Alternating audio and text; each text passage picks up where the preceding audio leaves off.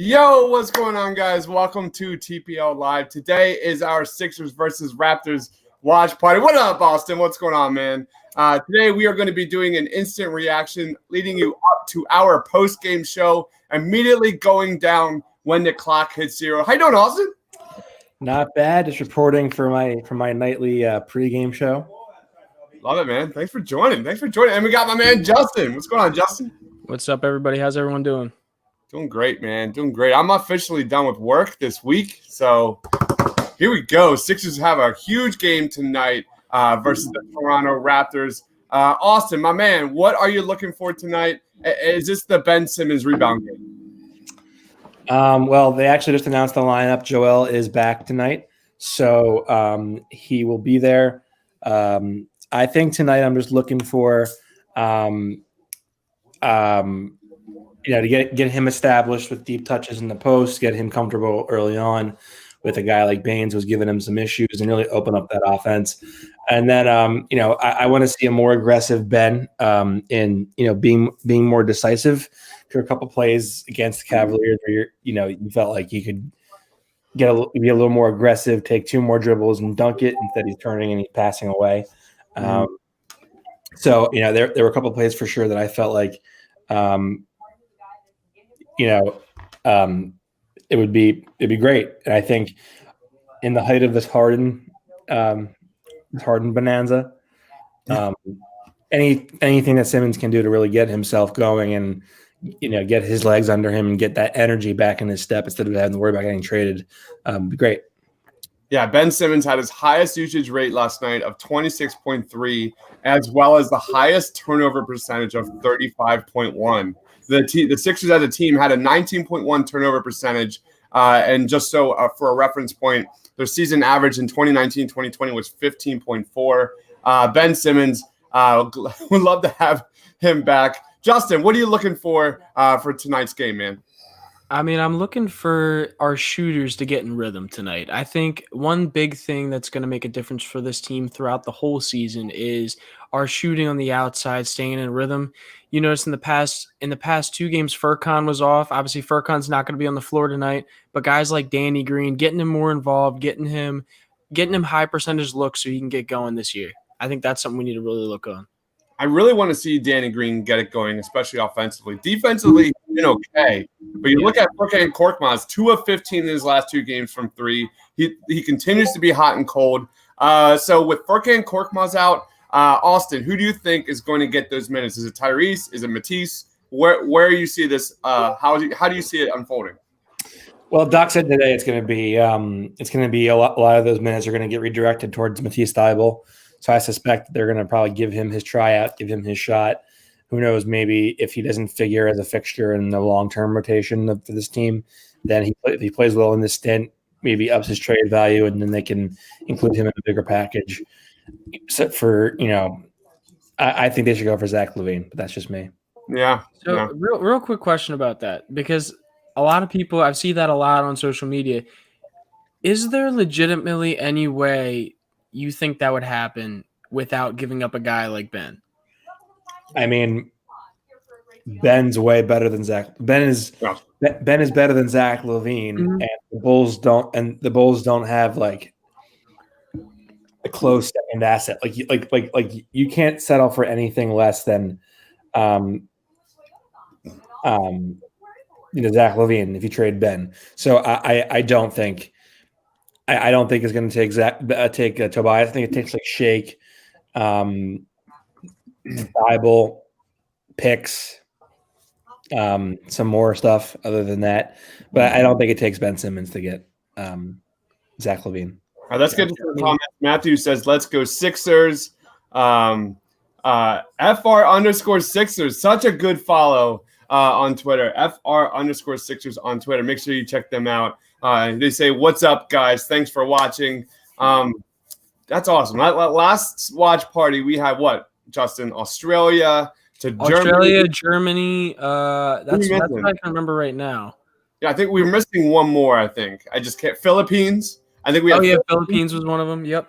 Awesome, man. That's so much fun. Now we got France. Let's go. That's fantastic. Thank you so much for watching. I think Shake will have a great game after having a great preseason and really a strong season opener. Shake has kind of fallen off these last two games. 16 points total in 45 minutes. Really just 14 total shot attempts. I would love to see Shake kind of get unleashed offensively today. Austin, what have you seen from Shake Milton so far this year? Well, I think it's pretty. It's probably. I was thinking about this, and in Doc's mind, I'm sure he's like, "Wait, this guy has bad games from time to time." I just think, he had a really good first two games or so, and then he kind of fell back to earth against the Cavaliers. I mean, look, he's going to be your end of game ball handler because he's the one that can sort of keep defenses honest in the pick and roll. But I think he's been great in terms of being efficient, not needing a ton of shots to be effective. And he's been actually a really pleasant surprise on the defensive side of the ball. And I think people kind of underestimate his ability to create shots. Like he has the ability to create space.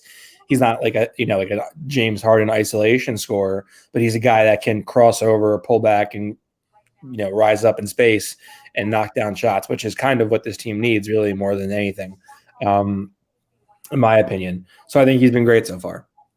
Something I want to say quick about Shake and what you were saying. He's efficient in a low amount of shots, and that's something we liked about him coming off the bench last year. Is that you noticed whenever he came off the bench, he was able to come in and hit threes pretty easily, and then we noticed he was able to do that at a bigger volume, which obviously is why he's now potentially the sixth man for this team.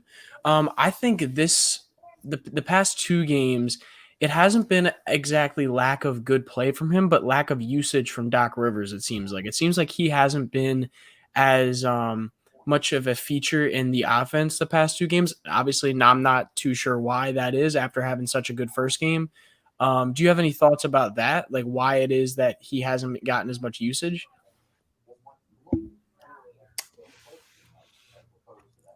Shake? Yeah. I don't know. Like I feel like he's been used pretty heavily. I think honestly that they're just trying to figure out like where guys fit in the system, how they're going to utilize what. Like this is a lot of experimentation, and that's what happens when you have a crunched off season, a crunched hiring process, a crunched training camp, a crunched preseason. Mm-hmm. Everything's on the fly, and this is I think a lot of it just like guess and check kind of thing. Gotcha. Yeah, you look at his average usage rate right now; it's around 19%, which I think is pretty fair. You'd like to see his assist percentage higher, and that's one of the things that I'm really interested to see now with Furkan Korkmaz not in the game. You look at Tyrese Maxey. Tyrese Maxey has an assist percentage of 28.7, and that's kind of the song and dance that we're going to see from Doc Rivers, balancing who's on the ball, who's off the ball, off that second unit. So I'm really excited to see what Tyrese Maxey, more minutes from Tyrese Maxey means for Shake Milton, getting better shots, corner threes, all of that kind of stuff, more space. So that's who I want to see get more minutes tonight, Tyrese Maxey. I think he's earned it. I think what I've loved seeing from Tyrese Maxey, this guy obviously belongs, but I love the way he gets others involved. So that's been a very, very pleasant surprise this season. Let's get to some more comments here. Mark says Tobias Harris averages 22 points against the Raptors last season. That they need it. It would be nice. You look at Tobias Harris. He's been getting it together a little bit as the season progresses. Here, 79 offensive rating, then to 131, then to 117. So He's getting better offensively. Let's go to eyes above. Go Sixers. Phillies made a big trade today. Let's go. Hope you guys are enjoying your night. Thanks for joining, man. Steven says, I have the best takes in sports Twitter. All right, good for you, Steven. Highly doubtful. Highly doubtful. I know Steven had some takes last game that Rob and Chris Coyle were not a big fan of. So we'll see if you can get some better takes this game, Steven. Quinn says we need a legit score. Hopefully that's Shake. I want to say, Steven, we appreciate you coming back, though. Yes, sir. Yes, sir. What's up, fellas? Do you think we see Terrence Ferguson get any minutes tonight? No. Why do you think that is, actually? Like, I'm kind of surprised we haven't seen. No, he's not good at basketball. He's a horrible shooter. Do you think if Thibault ends up being traded that he gets time? He might be part of the package. So trade Thibault. Oh, you think so? Definitely. Possible. I mean, you need filler and you need something to give back to people without giving up your stars. Interesting. Then we go on to, I told myself after the loss to the Cavs I wasn't going to watch, but here we are. Said that too. All right, Quinn, it didn't take long. We're only 11 minutes in, and we get our first James Harden comment of the night. Harden, Joel, Ben, Thibault, and Shake. So how the hell do you get James Harden without including Ben, Austin? Is that even remotely possible? I don't think that's true. I don't think that's true. Well, it's definitely impossible without including Thibault and Shake. I'll tell you that much, because they're not going to give him for nothing. I think if Morey wanted to get Harden and he was willing to risk anything to get him, it would have already happened a week ago. My guess is they're waiting for Harden to really irritate the Rockets and get to the point where they're like, all right, this is enough. Let's get him out of here. And they're like, all right, we'll give you Tobias, we'll give you Thibault, we'll give you Shake, we'll give you picks, and call it a day. And then that's how you end up satisfying everybody. Mm-hmm. How, like, I just keep thinking about that kind of a trade and how, like, because Daryl came out and said this, like, not straight up, but like pretty damn close to it, by saying, like, if we were trying to trade for Harden, it wouldn't be for just Ben. It wouldn't be for just Harden. Like, who do you think else he would try to bring onto this team from the Rockets if that trade did happen? My mind goes straight to PJ Tucker, especially if we're giving up Tobias Harris. But also there's people who you could also think a guy like Eric Gordon, maybe, if you're trying to trade Danny Green as well. If you're looking to get back that perimeter defender and you absolutely have to trade Ben, then you have to get back what is his name? PJ Tucker. Mm-hmm. No, and that's kind of what my thought process on it was, and to me it makes the most sense for this team, especially. I mean, and I'm thinking, I used to think this more under Brett Brown's offense, where that power forward spot was always stretching the floor. That guy would just be perfect on this team. Now I'm not sure how well a power forward like that fits on the Sixers. What do you guys think about that one? Do you think PJ Tucker fits well in a Doc Rivers offense? I'll let you. I mean, stand in the corner and shoot threes. Anyone can fit in that offense. I mean, apparently not Matisse Thybulle. Apparently not Thybulle. So, well, you have to be able to shoot in order to fit. So, all right. One of the big storylines is tonight. Joel Embiid. He's going to play tonight. We missed him. We missed the show of Embiid versus Andre Drummond versus the Cavs, which is always great. His win percentage versus Andre Drummond is terrific. However, he goes up against Marc Gasol tonight, who's kind of owned him.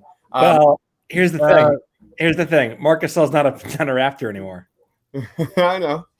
Oh, that's right. I forgot about it. Bro. My goodness. All right. Aaron Baines. My bad. All right. Well, never mind. Scratch that. I'm never having kids. You forgot that? He's on the Lakers now, my guy. I'm never having kids. That's what happens when you have kids. I'm never having kids.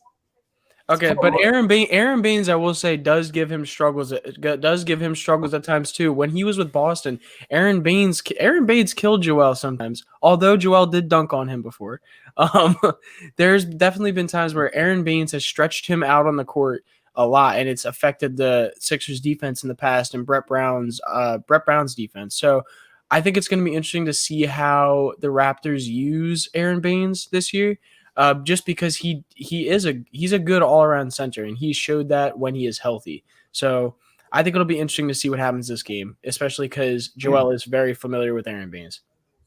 I mean, the first thought I go to is the dunk, the dunk on Aaron Baines. What was that? 2018, maybe. I think so. Something like that. I will say he snuck up on him though. I think it's funny because he got like I always thought it was funny because he got so excited. Joel got so excited when that happened, but Ben just kind of tossed him the ball. He fumbled it around, didn't even realize it was coming. Snuck up right on Baines. He turns around and just gets posterized. That was the best their chemistry's ever been, right there. That was the best what? That was the best their chemistry has ever been.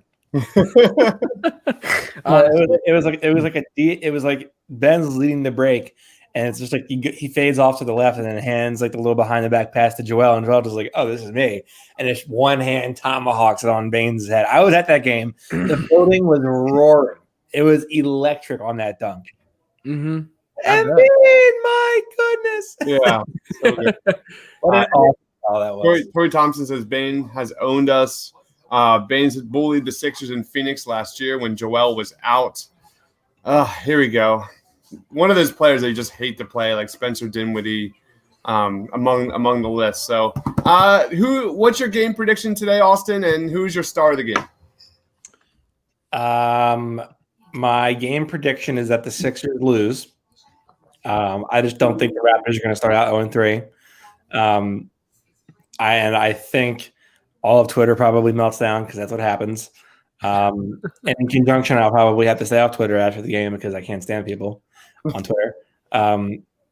But the star of the game is going to be Joel Embiid. But yeah, I think a loss is coming tonight on the horizon. And you can book that as a hot take if you'd like. I would, if I'm wrong, I'm wrong. You better tweet that. Put it out now. Nah, I'm not doing that. I mean, the Raptors have beaten the Sixers 9 of the last 12 games. So this is a huge game for the Sixers, just mentally, just to kind of get this and move forward, move the page forward. What about you, Justin? What is your player of the game, and how do you see this game going tonight? Something that I think that what's going to help the Sixers a lot is they have multiple people who can create shots off the dribble now, and the Raptors defense won't be able to wall up just waiting for Ben Simmons to come in and, you know what I mean, do stuff like that. So I think the best thing we have is shooting on the perimeter and being able to create off the dribble. So I'm going to go with Seth Curry. I think he's going to come out today and be shooting balls over Fred VanVleet today. So I want to go with Seth. I want to see him have a big game. What's the sign in? All right, 24. Hold on a second. 24 wins since the 2013-2014 season. 4, 8, 12, 16, 20, 24. Since the 2013 season, the Raptors have beaten the Sixers 24 times out of 28 games. That is crazy. Think about that. We've beaten the Raptors 4 times since 2013. 4 times. I mean, think about this too. 3 of those wins when we were in the playoffs against them. This is just regular season, so okay. That's regular season. That'd be kind of crazy. Own the Sixers in the regular season, just ridiculous. I like this question for you, Austin. Who guards Kyle Lowry? Just a thorn in the Sixers side. Is it Danny Green or is it Seth Curry? Where are you going with that one? What about Kyle Lowry makes you think that Seth Curry can guard him? Nothing. No, you can't. It's going to be Danny Green. Mm-hmm. I would suspect that Ben's going to be on Pascal Siakam. I'm actually interested to see what Siakam does tonight because I kind of think Siakam. I'd be interested to see how his season unfolds because I was let the very bad taste in my mouth last year. Yeah, he's really struggled this season so far. He had 14 points. I actually agree with this. I was thinking about this when I was getting cleaned up tonight after I showered. I was like, you know what? Maybe a fresh cut and a headband would help him. I was thinking about that. Maybe it would help. Dude, I didn't like that look though on him. I love the look now. I didn't like the little headband thing. He looked dorky with it. I like the he's got a little bit more of a poof going up there. I like it.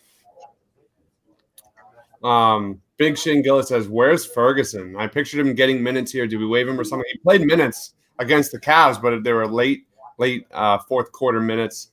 Eyes Above says, "How many throat lozenges do you think Doc Rivers goes through in a season?" Dude is always screaming. CJ, what's going on, CJ? Thanks for joining. Says, "Start Matisse over Green. Green stinks." Oh my goodness. Andy Green's defensive numbers have been very good. So it was good in the preseason. It's been pretty boring since. I want to say this too. If Green stunk, I don't think he would have been wanted by that many playoff teams. Like I said, let's pause the brakes on 3 freaking games. Danny Green has the 3rd best defensive rating behind Ben and Joel Embiid on this team. So, defense is the key here for the Sixers these next few games. So let's pump the brakes. Let's pump the brakes on Danny Green. He's going to get it together for sure once the offense starts gelling. Colin Gamble says Tobias needs to – oh, you already read that one. Simon says if we play like we did versus Cleveland, we got to do a Harden trade. This is just going to be like par for the course for these next. Anytime we lose and Harden is not. Anytime we lose and Harden's not on this team, people are going to have a fit. This team needs to go like 71-1, so we don't have to hear about Harden ever. Yep. It's going to be every time Harden scores 30 or more points, we're going to be reminded every single time, even if Ben is terrific. It's just the nature of it. I like this comment. Guys, pump the brakes. It's just the fourth game. 76ers are going to respond with a big W tonight. Austin, he says they're going to get a dub tonight. What you think about that one? It's cool. I'm going to view it objectively through the lens of a reporter and say I don't think so. Objectively? What? Come on, Austin. Can't be objective. You got to be reactionary, dude. You're in the Sixers. I feel a loss. I do. All right. No, I mean, the numbers say it too. CJ says, "What's up, guys? What's going on, CJ?" Big Shane says Matisse could really use a good game to keep his trade value afloat. Hells yeah. Absolutely. And Marv says this team needs to gel. One of the things that was really interesting, Austin, I don't know how much time you got, but the pace was not – Doc Rivers did not increase the pace with Joel Embiid out versus the Cavs. Were you shocked by that at all? Or is that just kind of what we should expect from Doc Rivers? Because you would think with no Joel Embiid, push Ben and just go. Was that just more of a symptom of the offense being completely unhinged and out of sync? Or is that what we should expect? I think part of it is they're out of sync. They're kind of like real. I mean, he's not. He wasn't like they were planning for him to be out. It was like by the way, Joel's out tonight. An hour before the game. So you kind of have to reshape your way that you game plan a little bit. And it just kind of felt like they were so reliant and ready to go with Joel as their game plan A that when he got taken out from under them, they kind of fell apart. I think the pace thing is about like they're already in a new system. They're all trying to figure things out. The pace is going to come. The issue with the pace is when you're in a new system is that when you're having to overthink things and you're not on the same page as your teammates, the turnovers are going to be rampant, and they already were rampant. So, yeah. You look at the pace for this team. It started out strong, 105.7. Then it went down to 93 versus the Knicks, and then to 100 versus the Cavs. So, just something to keep in mind. I would like to see them push the pace more. But maybe it's just Doc getting ready, getting the team ready, taking the growing pains right now as the team gets ready for the playoffs. I don't know. Justin, any comments on that? Can you give me the question one more time? Sorry, I was distracted. It was just I was a little surprised that the pace was so low versus the Cavs, considering that no Embiid, and you would think that they would kind of mold the offense around Ben, just to push the tempo and get Ben in transition. And it didn't happen. I mean, that's something we talked about. We talked about in the post game as well of the Cavs game. Like I had called before the game that Ben was going to get a triple double, just because Like that's a lot of times that's what's happened before when Joel has been out of the lineup because of the pace, because of him having more passing lanes out, spreading the offense out and just letting him go to work. So it definitely surprised me. I think partially the reason why it kind of ended up the way it did is just purely not understanding the offense at a full capacity yet. I think that'll come in time. I think in time you'll see if Joel is on the bench and Simmons getting a little bit more understanding of what he needs to do. At least I hope. Matthew says, do you think Ben needs to shoot the ball, or do we let Ben go to the free throw line? It is Ben getting to the free throw line 100%, at least in my opinion. I saw you combat that, Austin, versus during the Sixers mailbag a little bit. You were talking about Ben and whether or not he needs to shoot. What's your take on that?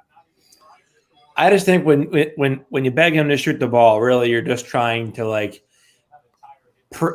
it's like a show and tell type thing where people like NBA fans on the radio and on Twitter can say look at this video, he shot the ball, he's the player that everyone says he was, he's better than Jamal Murray, he's better than your typical role player, because that's the kind of banter that Twitter promotes now. And so any jump shot that he takes at this point is not for the sole value of basketball. It's to make the fans excited and happy. And that's not why we're here. We're here to win basketball games. Him shooting jump shots is not going to be conducive to them winning basketball games. Him getting to the free throw line and being aggressive, getting downhill to the rim is. And that's why he does not have to shoot jump shots. Ben Simmons is averaging, it's only 3 games. This is a very small sample size, but he's increased his average free throw attempts from 5.2 last season to 7 so far. Any take on that, Justin? I mean, I think he's had subtle improvements as the years have gone on, and I think that shows that he's at least growing as a player, in my opinion. I think the more he improves there, the more confident he'll be to drive to the rim and take contact as he's going in. Because you see it seems like a lot of times he's avoiding contact to not go to the free throw line. Obviously, I don't know that for a fact, but that's just what it seems like in my own eyes. So in my opinion, the more he improves with that, the better this team's going to get. And we've talked about in the past, he needs to move up from making about 5 free throws a game to making 8, and that completely changes his level of gameplay in our opinion. Here's the free throw rate: 44.6 in 2018 on average, 46.1% in 2019, 72% in 2020. So it is going up. Yeah, it is going up. So that is a very good sign. If Ben can get into that 7 to 10 free throw attempts range, I think we're going to be just okay. And I don't need personally. I do see the positives of Ben getting the monkey off his back and taking the threes and then building from there. But really, it starts at the free throw line, in my opinion. Let's go on to some more comments. Simon says, Raptors have been together for years. Don't be surprised if we lose. Like I said, 24 of the last 28 games. The Raptors have beat Sixers in the regular season. Crazy. My man, eyes above, says final score 99-94 Sixers. Let's go. I don't think I've seen a Joel Embiid team that was fully healthy score under 100 points in 4 years, but okay. Simon says, I hate Baines so much. Is there another player you hate more than Aaron Baines? Yes. Who? Oh, there's so many. Let us know in the comments, guys. Who do you hate more than Aaron Baines? This guy is just a notorious. I don't like Markelle Fultz. I really don't like him. What did Markelle Fultz do to you, though? Come on. He just got better, and actually playable as soon as he left Philadelphia. Come on. Yo, who was your least favorite? Who was on the Sixers that you had that gave you the hardest time when it came to interviews? Oh, that is so easy. Zaire was really brutal. Markelle Fultz was horrible. He was a horrible interview. The worst. Both Zaire and Markelle Fultz were just you would give them a question and they would answer it within 5 words. And there wouldn't be enough questions to fulfill a 5-minute post-game interview. It was brutal. These guys just – you could tell they're just kids, and they were so nervous during the post games at the 76ers Fieldhouse. But those guys, it was just it was almost a running joke because when the interview was getting started, you would like kind of smile among each other, like, here we go. And I'm telling you that if you want a sample of that, go to our YouTube channel and search Delaware Blue Coats Media Day from last year, where I interviewed both of them at the same time. It is so awkward. It's just a super awkward interview where they don't, you could tell they don't want to be there. I'll be honest. They had no desire to be in Delaware playing for the Blue Coats. They wanted to be with the big leagues. It was just really, really funny. What about you, Austin? I will abstain from this question because I do not want PR emailing me. Love it. Someone said Jerry. It is someone currently on the team. All right, cool. So who do you hate, guys? Let us know in the comment section. Who do you hate more than Aaron Baines? Jared Dudley is a great one. That is a really good one. That is a good one. I will never. I'll never forget that playoff series versus the Sixers and the Nets. That was terrific. Absolutely terrific. When Ben was like, no, like, I don't. And Ben's like, I don't. Who the hell is Jared Dudley? Dude, the funniest thing is I actually thought the same thing at the time. I didn't realize how long Jared Dudley had been like a back of the guy on the bench, like guy in the league before like really digging into who he was, because I never even heard of him before, to be honest with you, until the playoff series against the Nets. And so I was like, well, who is this guy talking to an all-star like this? And then I'm like, okay, well, he's a vet, so that makes sense. But another guy here says Al Horford. That's a good one. That's another good one. I don't hate Al Horford. I just don't like his family. Dude, his sister, man. Or no, was it his sister or his wife? Wife. Who was that? Was it wife? Oh my lord. Dude. She put the horn in horny.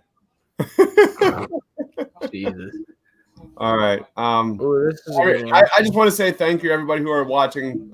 Thank you, everybody who is commenting. We'll be here for a while, right, Justin? So strap in. We are roughly 10 minutes away from tip-off. How much time you got, Austin? Should we give you some questions here? 7:02. I got about 3 minutes. 3 minutes. If you guys got questions from my man Austin, before we get the questions though, Austin, where can we find you, and what do you want to plug?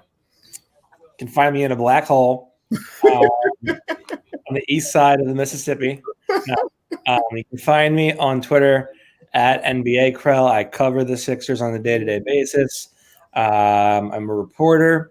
I'm also a writer covering the entire NBA for another platform that I don't think I can legally say on this podcast or on this live show. Jason's not watching and Jason's not here. You're fine with me. All right, fine. I'm not gonna lie, I almost forgot the name for a second, so I kind of froze up. But yeah, I cover the Sixers for the Painted Lines, reporter for the Painted Lines, also a writer in general for all things NBA. So awesome. Find me on Twitter at NBA Krell. Rodrigo says, any thoughts on the Harden trade? We're going to this is the problem, Austin. We get people jumping in and out, and we get this question nonstop. What is your final take on this James Harden versus Ben Simmons trade? And what is like the percentage likelihood that it happens? Like 100% going to happen. Where are you at with it? I think the trade happens at some point because I just think the fit is too obvious. Having said that, I don't know that I believe it's going to be for Ben Simmons, because I think if it was, it would have already happened. My thing with Daryl Morey, I think that he's patiently waiting for Harden to really rock the boat to the point where Houston's just like, all right, just get him out of here, we'll ship him out, whatever, we lose. Because they're going to lose trade anyway. I mean, it's James freaking Harden. So my guess is, it's like a Tobias, Matisse, Shake, picks kind of deal. Everyone's going to say, like, why would Houston do that? But why would Houston do any trade for James Harden? It's James Harden. Yeah. So I think that's going to happen. Now the heart. Oh God. Don't get me started. This triggers me so much. Don't get me started on that. As for like, do I do the trade? I think it's a lot to ask of a franchise to alter their long-term landscape for a guy that has notoriously come up painfully short in the playoffs. Like, look at his playoff. Like, he's a great regular season player. It matters what you do in the playoffs. Yeah. Kawhi sat how many regular season games and then won an entire title by himself, pretty much. Yep. James Harden hasn't won anything. He's actually come up remarkably short in every type of like do or die game. So a big part of this, Austin, is people say trade Ben, and then on the other end they're like, oh my God, what about the Nets? Oh my God, what about the Nets? Like you can't have both. Like if you trade Ben, then who the hell defends KD? Like the people aren't thinking logically. So that's my only take. And my only other take on that is pump the brakes. Pump the brakes. Why Sixers Adam is now up 400 followers in 5 minutes. So there's that. God, you love Sixers Adam. You love him. But my only take is like pump the brakes, guys. Why can't we see more than 3 games with this freaking team and let them figure it out? That we finally have a second unit. We finally have a supporting cast around Ben and Joel. I think the roster construction is there. I wouldn't do the trade. That's just me. I don't like defense is a real thing. And I just see Kevin Durant just cooking the Sixers on defense. And I don't know if you gut your roster for James Harden and then you have the supporting cast to keep up offensively with the Nets in the playoffs. That's my last take. What about you, Justin? I will say, for me personally, I wouldn't mind the trade if we're only giving up Tobias, Shake, and Matisse. I don't mind that because yes, you're giving up some depth, but you're giving up depth in positions that you have guys that can come behind, like guys like Tyrese Maxey, guys like Furkan Terrence Ferguson, who can fill in those minutes that Matisse and Shake may have been at. And I mean, like I said, if we're trading for Harden, I would also hope we could somehow squeeze PJ Tucker into that trade. I don't know who other players you have to give up in that case. Maybe it's a Danny Green, maybe it's a Mike Scott. I'm not sure. I'm not sure how the money exactly lines up. Austin, do you know how that money would line up if you were just giving up Tobias, Shake, and Matisse as the young guys? Who out of the older players that have a little bit more money would you be able to give up to get a guy like PJ Tucker alongside James Harden in that trade? Say again. If the Sixers ended up trading for James Harden to get, if the Sixers wanted to get PJ Tucker alongside James Harden in that trade, what pieces would they have to get? Would the Sixers have to trade to make that money work? You're muted. If you're getting more than Harden, you got to give up Ben, other stuff too. Like you're asking Houston to like do some like forced trade 2K type thing, okay, and that's just not going to happen. They're going to get gutted. They're not going to get embarrassed and gutted too. All right, thank you, Austin. Thank you so much for joining, man.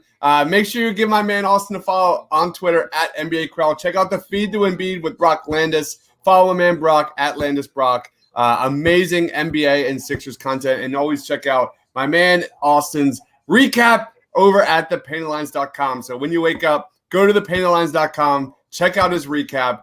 You'll see everything you need to know right there. Thank you, Austin. You're the man. Thanks. All right. Let's get into some more of these comments. Everyone, thank you for watching. This is the Painted Lines YouTube channel. Please be sure to like. Please be sure to smash that subscribe button if you haven't already. So we're going to be here all night. Let's get into the comments, Justin. Sound good? Yeah, sounds good to me. All right. So let's go.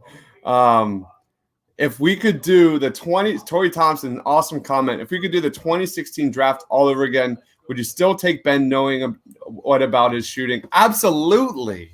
Gosh, is there a more underrated player than Ben Simmons? No one appreciates his all-NBA first-team defense. It is crazy to me. He's only 24 years old. Come on, I will guys. say I think there's only a small portion of the fan base at this point that like here's the thing.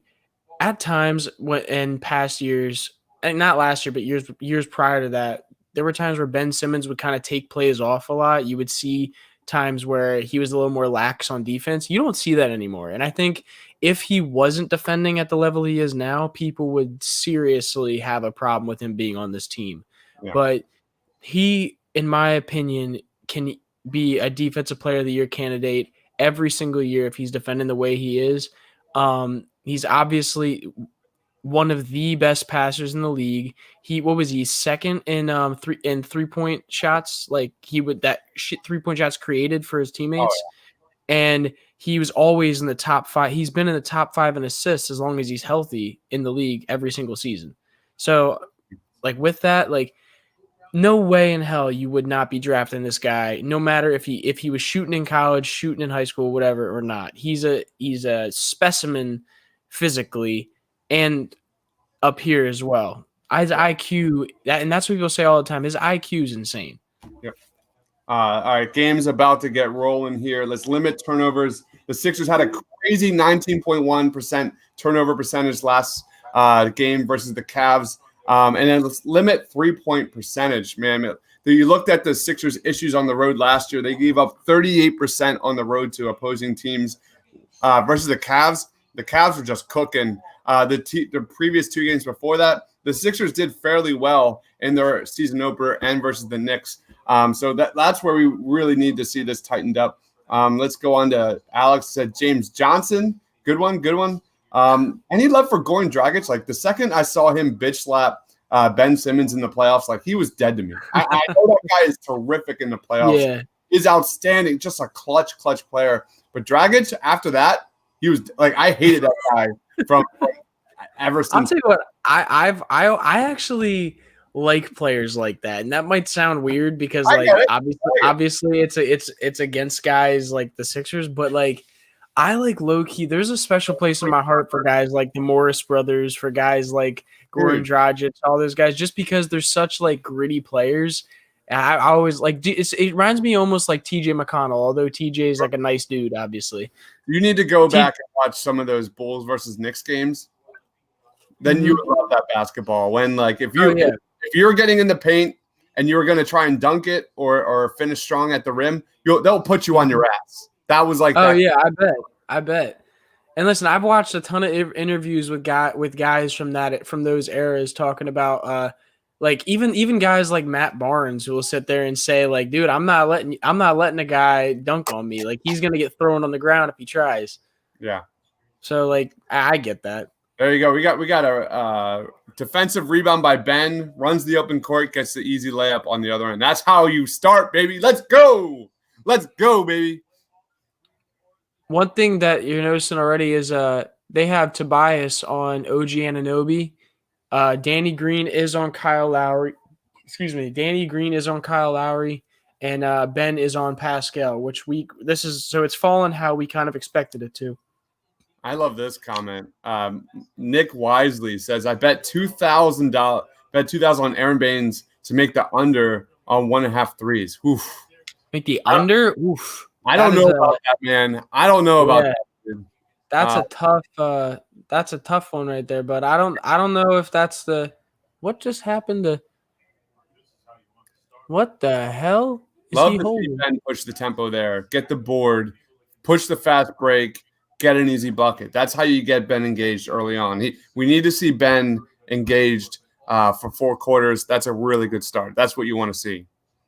Hold on, I'm really confused what's happening. Oh, okay. OG, yo, I thought OG lost a tooth or something. Yo, okay, my sister's coming in clutch right now. She just brought me Chick-fil-A. Thank you. What? Sister of the year. Nice. Gotta love it. Popeyes is better than Chick-fil-A. Listen, I don't care what's better. I got a chicken sandwich in front of me right now. All right. If you guys are watching, who has that better chicken sandwich? Is it Popeyes or is it Chick-fil-A? Break it.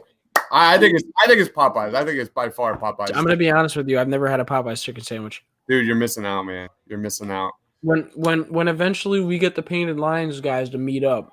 Yeah, right. Popeyes, where are we going? Eyes Above says, I think the movie voices have to be in the beginning of the game instead of halftime when we're already losing.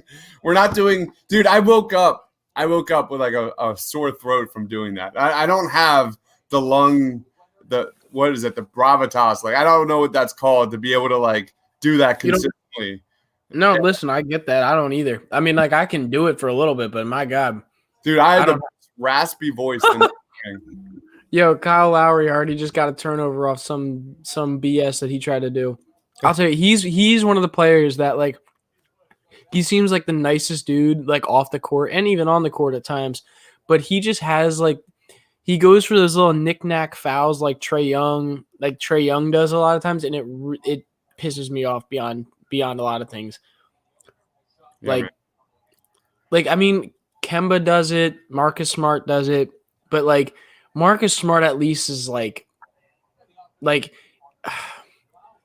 Marcus Smart doesn't seem to do it as much on the offensive end. It's more just like defensive stuff where it's just like smart plays, but offensively it annoys me when people just fall over. Mm-hmm. Like, it's just like, oh, come on.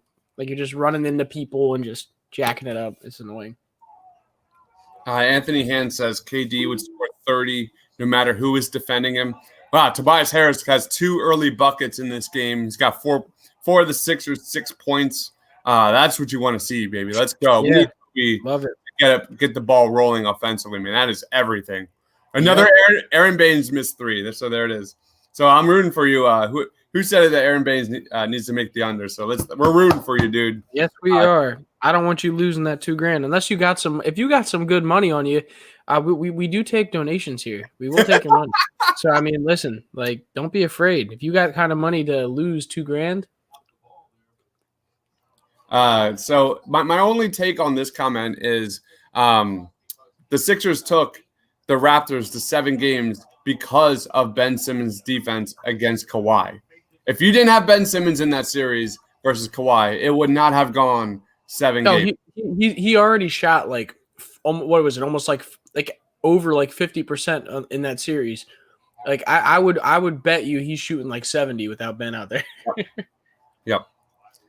This is terrible. Eyes Above says Morant is out for 3 to 5 weeks. That's just terrible. I mean, talk about a guy that is just the next superstar in the NBA. That was really sad to see him get injured.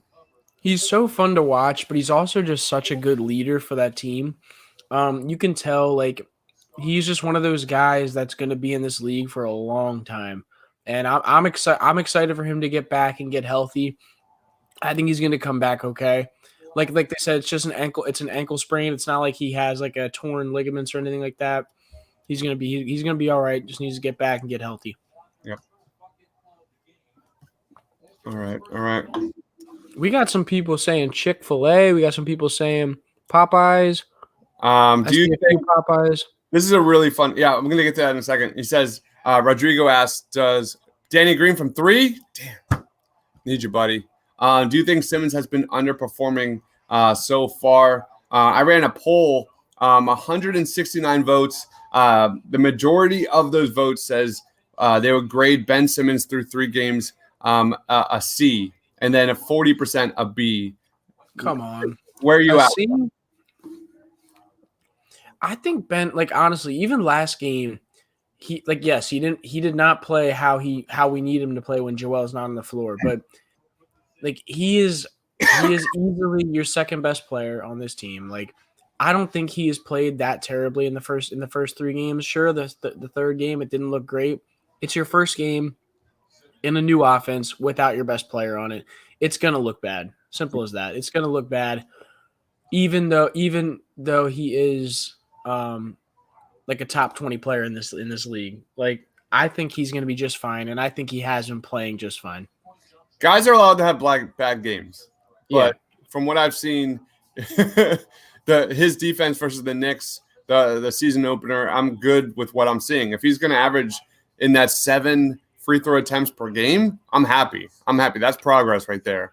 And just people need to stop the narrative that Ben's some sort of like big time scorer. That's not who he is, and I don't understand where that narrative comes from. That like people expect this guy to like start averaging 20 to 30 points a game. If that happens, the Sixers are going to be a terrible basketball team. That's a fact. And I don't understand why people are so infatuated with that. That's not who Ben Simmons is. And I will say that's not who he is, and that's not who we need him to be either. We don't need him to be this 25-point per game scorer. You have that in Joel. What you need him to be is that maybe 20 points a game, that'd be awesome. From going up from his 17 points per game. But even like an 18 points per game scorer, with all those shooters he has around him and having Joel down there scoring 25, 20. Oh, Seth Curry needs to finish that, man. Oh. Yeah, you're so behind. It's so sad. Okay, but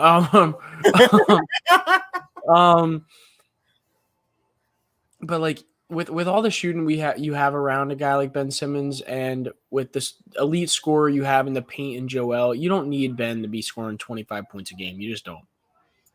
My man Quill says, let's go. Attacking Ben. I love it. All right, so here we go. We've got Chick-fil-A versus Popeyes. Oh, man, Toby is on fire today.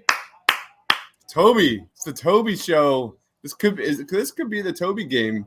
He's got 9 points in 6 minutes so far. He's got 9 of the first 11 points for the Sixers. The Sixers are tied right now 11-11, at least on my screen. I don't know about Justin. Yeah, no. Never mind. They just made it 3. All right, so Coyle says Popeyes is better. Mark says Popeyes is better. Marquise says Popeyes. Chick-fil-A would be great right now, and definitely Chick-fil-A on the chicken sandwich, says Dunder Dude. Chick-fil-A sauce, bro, on a chicken sandwich, you can't go wrong. I like Mark is 100% correct, where he says Popeyes has the better chicken, but the better overall place is Chick-fil-A. Marv says Chick-fil-A. Philly Sports Guy says Chick-fil-A. A-Ram says Chick. Guys, have you even tried? Ooh, yo, Danny Green just blocked Pascal Siakam on a layup. I love it. Love to see it.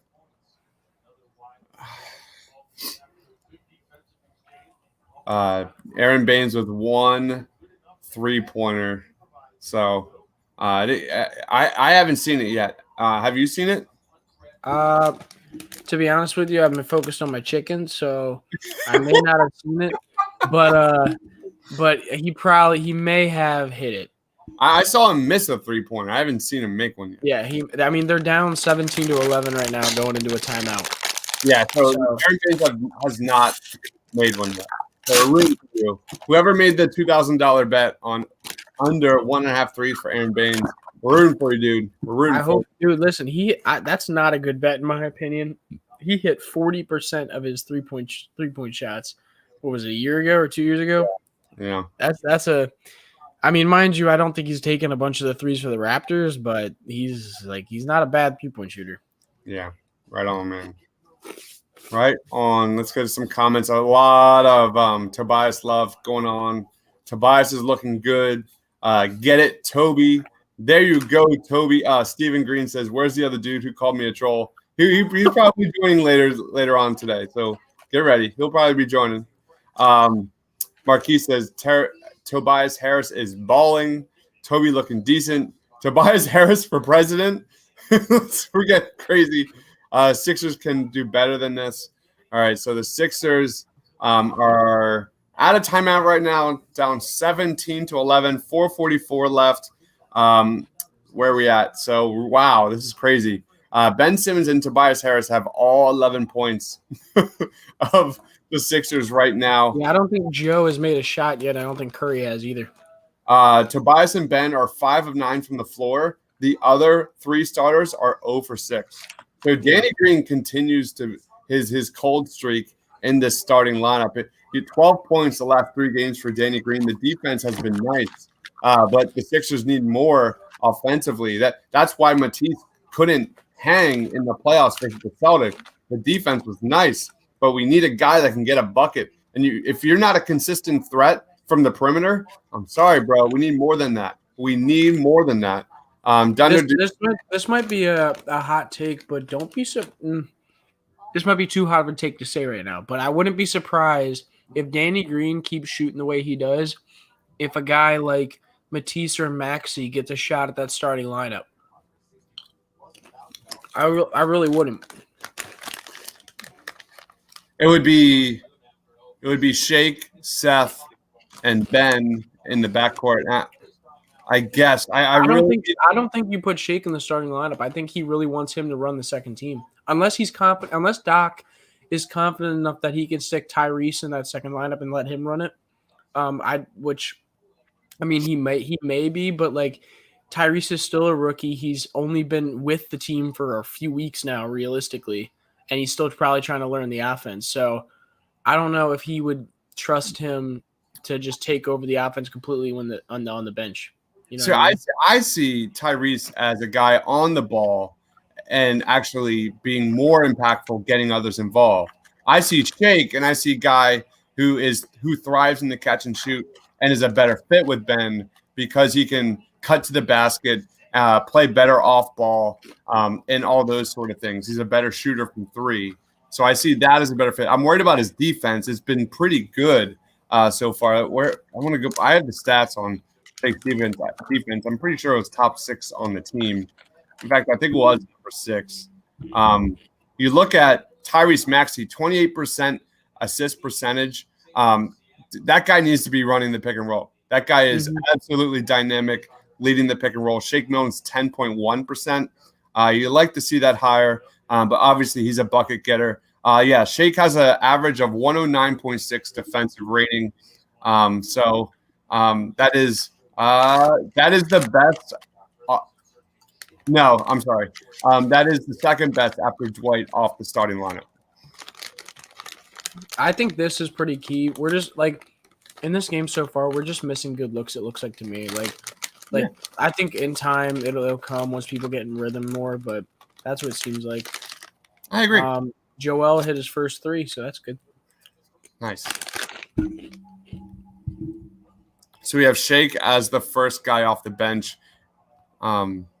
I really do see the Sixers preparing Shake for that starting lineup later towards the year. That's a nice shot by Joel Embiid. Gint says, give me Seth off the bench.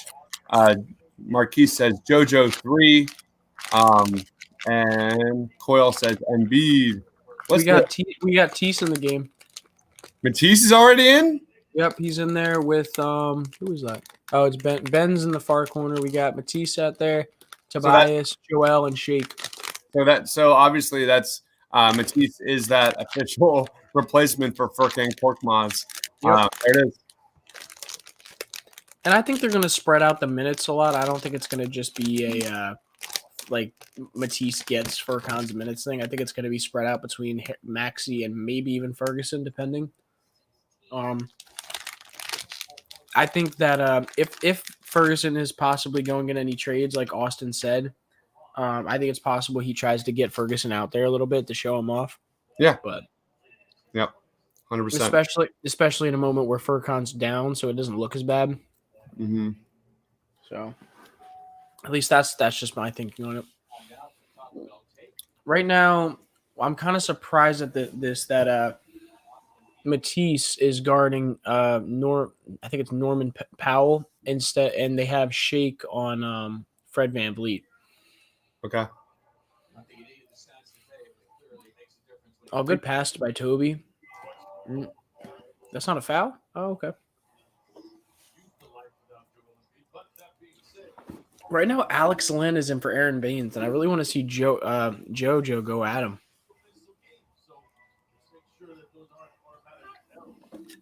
And to commercial break. All right, I'm a few seconds behind you. Gotcha. So I want to know what people in the comments are thinking right now. What are you guys thinking about this game? What do you think this team needs to improve on more than anything else? What do you want to see while Furkan is out? Who do you want to see getting those minutes? Do you want it to be Tyrese Maxey? Do you want it to be Matisse Thybulle? Do you want it to be Terrence Ferguson? Do you want to see a change in the starting lineup? Let us know. First, let us know about Furkan Korkmaz. Who should be getting his backup minutes? Let us know. I'm Team Tyrese. I want to see 20 minutes from Tyrese Maxey. I just love the way he's relentless offensively. For a team that's struggling offensively, this guy's a spark plug. I love what I see from him in the pick and roll. Tyrese Maxey is my guy. Like I said, he's second on the team in assist percentage. I've just been beyond mind blown at how only he impacts the game, getting into the paint and getting buckets and finishing at the rim, but also getting others involved. That's my guy. And I don't need to speak on his defense. His defense is terrific. I'll be right back. Okay. This is something that I think that's interesting. And as much as Dibes likes the idea of Tyrese Maxey filling in minutes for Furkan, my only thing with that is Tyrese Maxey filling in for Furkan takes away a lot of like the shooting prowess off that bench. So does putting Tyrese in there, does that make it less spacing for other guys like that when the bench comes on the floor? Especially because Furkan is a 40% three-point shooter, although he has not shown that yet this season. So that's my take on that. See, someone said Isaiah Joe. I don't think Isaiah – do in the comment section, let us know. Do you think Isaiah Joe is going to get minutes for this team at all this season? Now, he had a lot of prowess coming out of college. In the preseason, he didn't look very good. He looked a little lost on the court. He was missing a lot of shots. Do you think he gets some run this season, or do you think he just rides the bench? Let's see. This guy says Sixers need to toughen up on defense, so I want to see Matisse more so I can see what D he can offer. I really want to see Curry hit his threes as well. I agree. I think if Curry's in his threes, that gives the team a lot bigger chance to win games. Sixers need to toughen up on defense. I agree with you partly. Last game, obviously, they show that they need to focus a little bit more on the defensive end. I don't think that's going to be consistent. I think that has to do a lot with Joel not being on the floor. I think it's going to be interesting coming into this game to see if they can pick up that defense a little bit more. It's hard because that Cavs game was such an outlier. Like their defensive rating versus the Cavs was so crazy. But you look at the two games before that, 101.2 defensive rating, 94.8 defensive rating. You look at like throughout the years, I got it right here. Hold on, give me 1 second. The Sixers defense was 105 in 2017. So it's better than 2017 when they were the fourth best defensive efficiency team in the NBA. The Sixers were 110 in 2018 and 109 in 2019.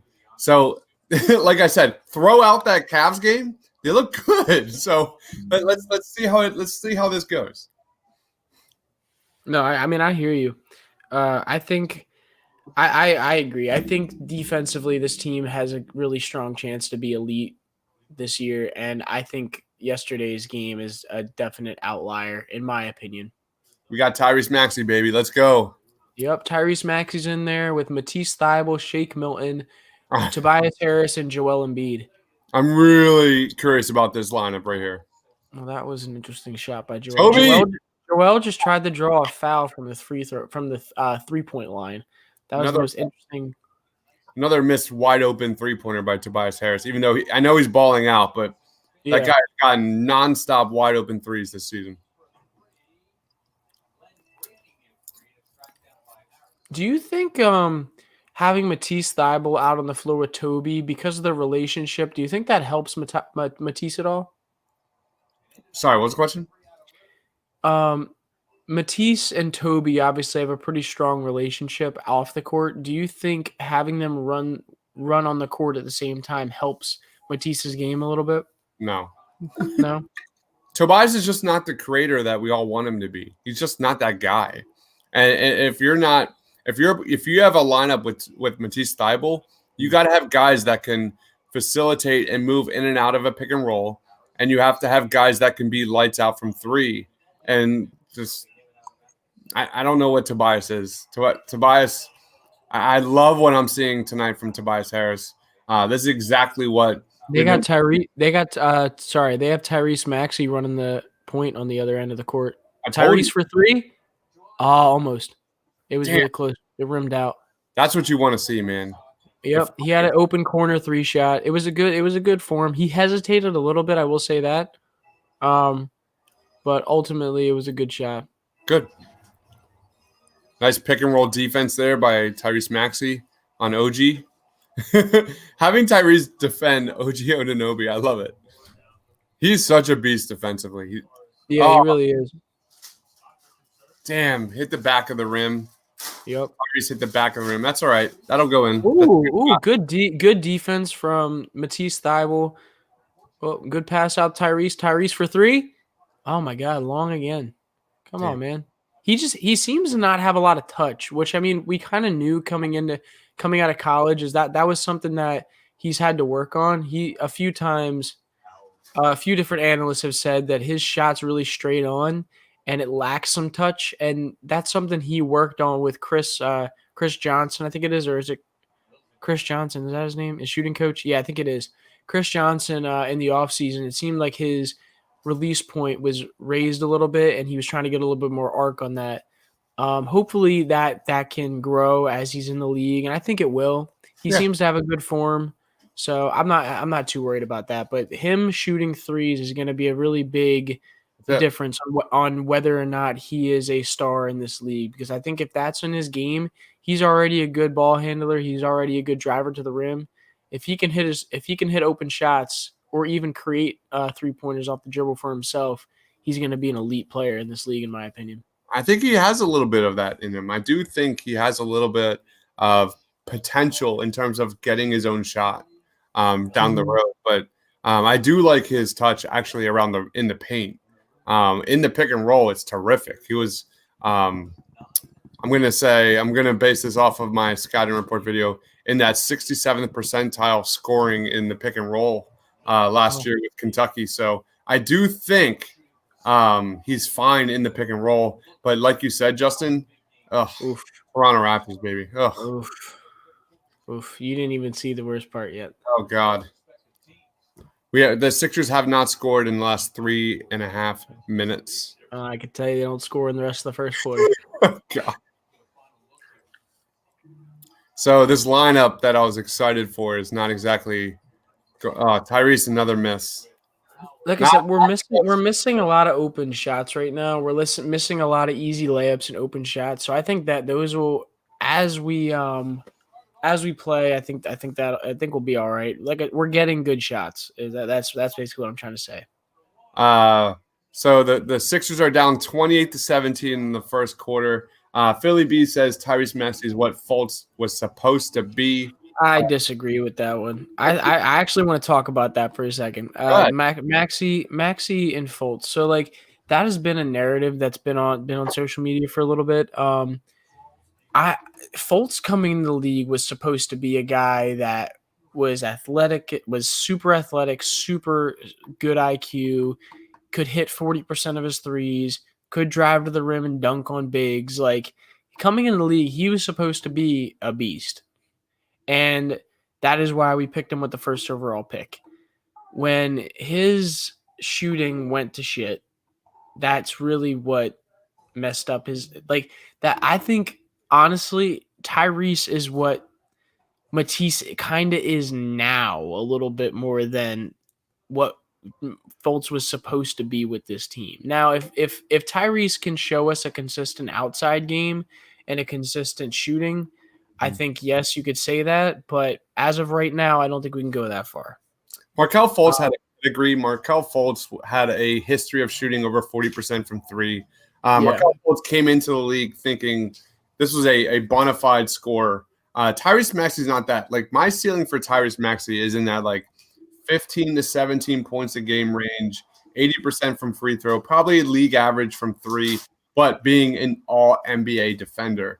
That's like my ceiling for Tyrese Maxey. And that's a great player. But Markelle Fultz, he was coming to the league. I was really high on Markelle. I was completely wrong.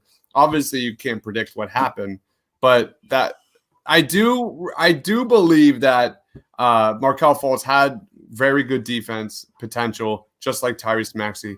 I do think Tyrese Maxey can score on all three levels. So there is some comparisons there, but we're talking about a completely different player. We're talking about a guy coming into the league who was supposed to be one of the premier players on the Sixers and ended up not being that. Tyrese isn't expected to be that for this team. And there's a reason why Tyrese made it down to the made it down to the pick where he's at, and Markelle was picked first. Anyway, so we can move on from that if you'd like. Something else that I think that was interesting that I think you were gonna, this one. I really don't. I don't think it's lazy offense. I think it's just learning offense, honestly. And I think that's we need to, as Sixers fans, need to really kind of hit the brakes on thinking like laziness is out there. Or they look slow, or they look out of rhythm. Like that's how it's going to look right now. And we knew that coming into the season because this is a new offense, new players, new offense, new team. It's going to happen. Big Shane Gillis says Maxey is a great guy to have on team. I did a poll today. 182 votes later, who is the Sixers noob that has you most impressed after 3 games?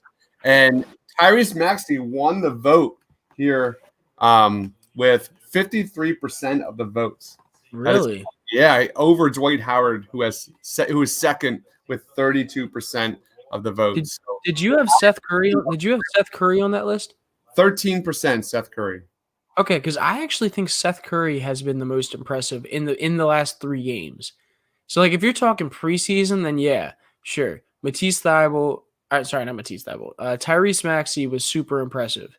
But when it comes to, if we're just talking about like the first 3 games of the season, I think Seth Curry and Dwight Howard are easily the 2 most impressive people on this team. At least new guys on this team. Both been super consistent. Seth, although in the first game went 1 for 5 from 3, played really well in the fourth quarter on that game. To me, he really excites me on this team. Me too.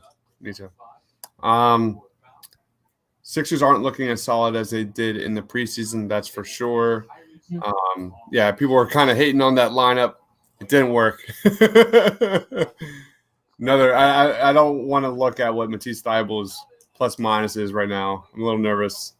What is it? I'm going to look. -6. It's a -6 right now.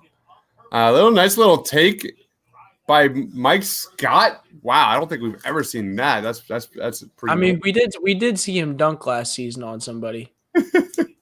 All right, so going back to the Markelle Fultz thing. Markelle Fultz averaging 20.7 points a game this year. I really don't want to make this about Markelle Fultz and shooting 90% from the line. The reason why they say Maxey is what Fultz is supposed to be is like people like little storybook endings. That's great. Nice. That was. Christian Gill says the reason we haven't brought up Curry as much as Sixers fans is because he hasn't had any atrocious mistakes yet. Yep, not wrong. But that's how Sixers fans it seems to be. It's reactionary. Like if people are playing well, you don't talk about it. Like think about this. Joel Embiid has in the games that he's played extremely well. Have you seen Sixers Twitter really sitting there and talking about Joel Embiid scoring 29 points and having like 16 rebounds in that one game? No. All you've seen is them talking shit on Ben Simmons because he didn't score 20 points in a game. Yeah. So sorry. Go ahead. No, I was just going to say, so I think that just shows the difference in Sixers Twitter in comparison to or Sixers fans in comparison to other fans at times. I don't hate what I'm seeing from Seth Curry. 71% true shooting percentage, which is pretty good. Almost 20% assist percentage. His offensive rating is 143.7. Just like let's give it time. Let's give it time. Ooh, oh my God! I thought Dwight Howard was about to just ruin Chris Boucher's day. Chris Boucher.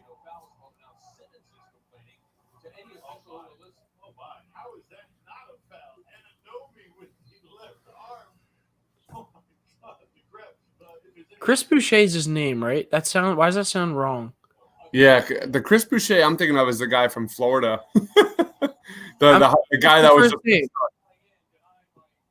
What's Boucher's name? Hold on a sec. Am I wrong? Hold on, I'm googling that. Someone in the comments section tell me what his name is. Boucher, the guy's a backup center for the backup center forward for the Raptors. What's his name? Because I swear it's Chris Boucher. I know it's Boucher, but I cannot think of his first name. And I know you guys are quick on it, so someone quick Google that for me and let me know. I need this Ben Simmons consistently meaning be aggressive. Amen. Chris, yeah, I'm right. Brody Ray. Thank you, Brody. You got Dives over here making me feel stupid. Usually it's the opposite. See? Usually it's the opposite. I would definitely agree with that one.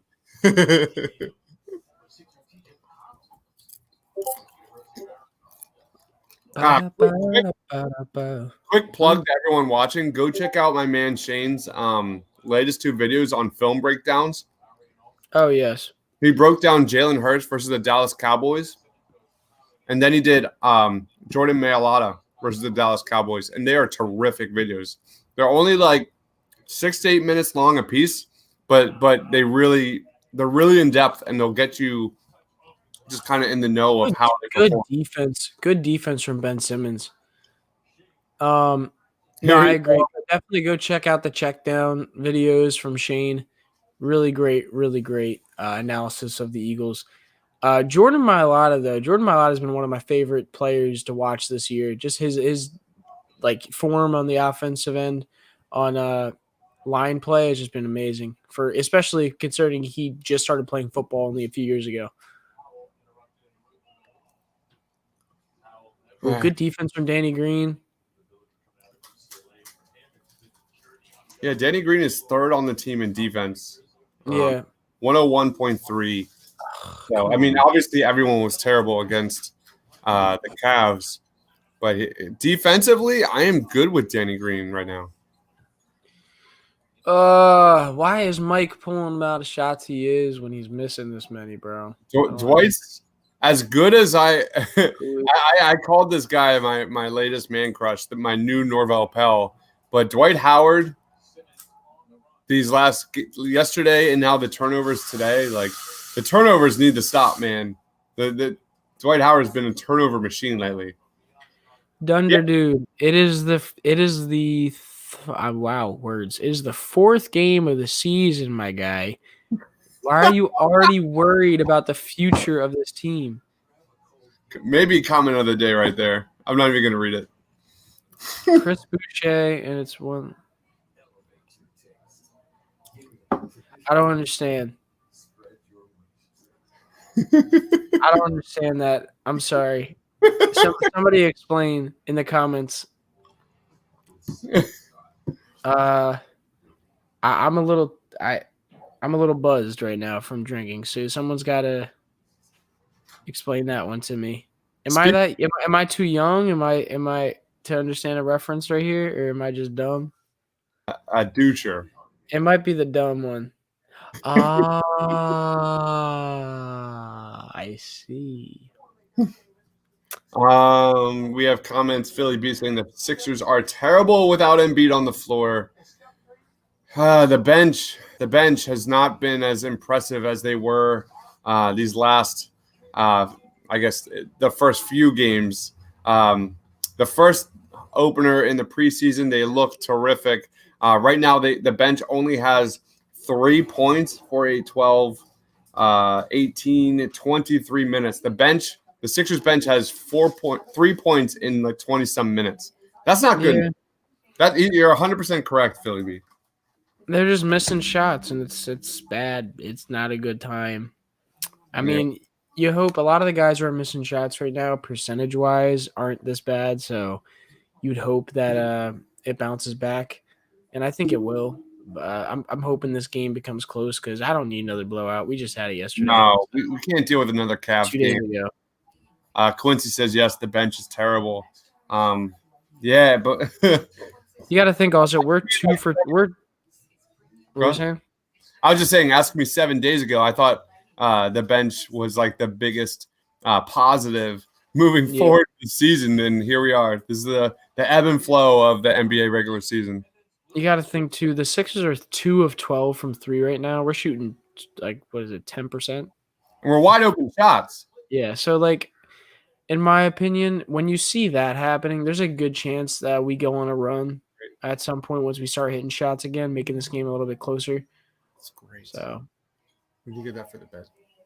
Come on, Toby. God damn it. Toby's so worried about creating contact, trying to get a foul, that he takes a bad shot. Is this true? Is this really true? What? Jimmy What? Butler works hard? Is that No, true? he doesn't. Jimmy Harden. Jimmy. I said. Jimmy Wait, Harden? did you say Jimmy Harden? Then I said Jimmy Harden. I feel like you may have said. You may have, because I don't know why I would have said Harden. Jimmy works hard. Maybe that's what it was. You said Jimmy works hard, man, and my brain went to Jimmy Hard, man. Boom! Steph Curry 3. Man. Steph Curry just hit a 3. 11-point game. Man, gotta love the 11-point games. Good defense.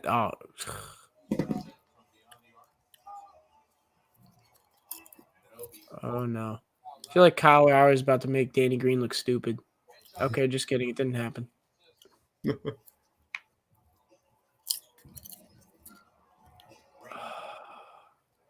Dude, I'll tell you what. Toby's really trying to get some fouls on him, and they're just not giving them to him. He's really trying to create some contact, and you can really see it, and it's just not happening. And he just threw. Jesus. Oh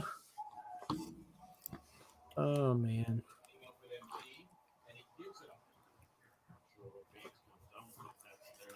Oh man. I mean, look at the starting lineup. The starting lineup had 15 turnovers against the Cavaliers. They only have 2 turnovers. So we're talking about a game where the Sixers are down 13 points, and Ben Simmons and Joel Embiid have 0 turnovers combined, and we're down 13 points. We're missing shots. Ben was missing some easy layups early in the game. Tobias has missed some easy layups. Mike Scott's missed some 3 balls. Danny Green's missed some 3 balls. Like we're just not hitting, and that's the real issue. Once we start hitting shots, we'll be all right. Yep. Sixers getting lazy with turnovers. The Sixers have 4 turnovers. I mean, they only have 4 turnovers, but it doesn't feel like that. There it is. That's the Jimmy Harden. Is that going to be a new meme?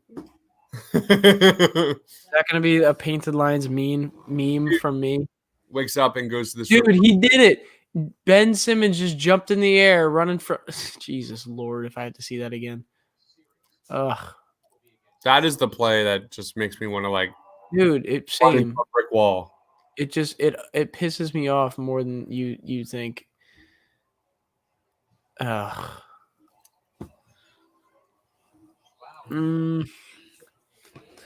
Like he literally ran to the rim, jumped in the air, spun around, and threw it, rocketed it back to Joel. He could just that's an easy layup. No, I know. That's why it didn't make any sense. I'm like, what the hell? Yeah, there's this is getting ugly.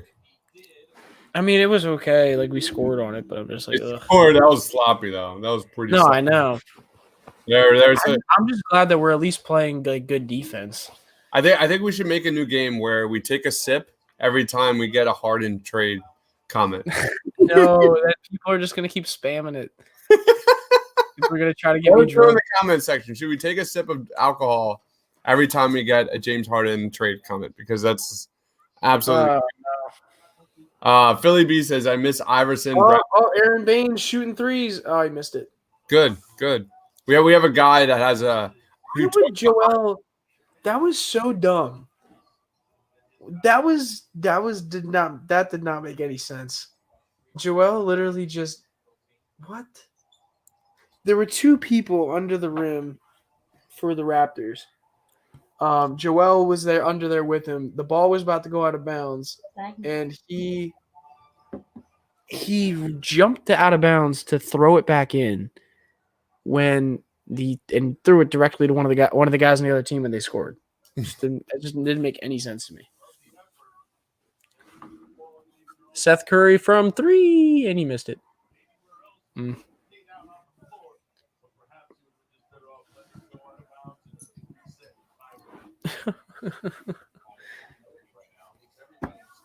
Stephen Green says, blow this team up for Buddy Hield.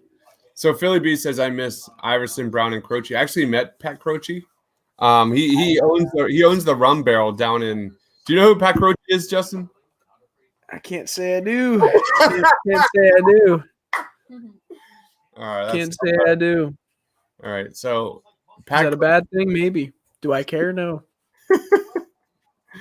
Oh man, you need to do like a little research on Pat Croce, man. Like Pat Croce was the president of the Sixers back when they went on that finals run. Okay.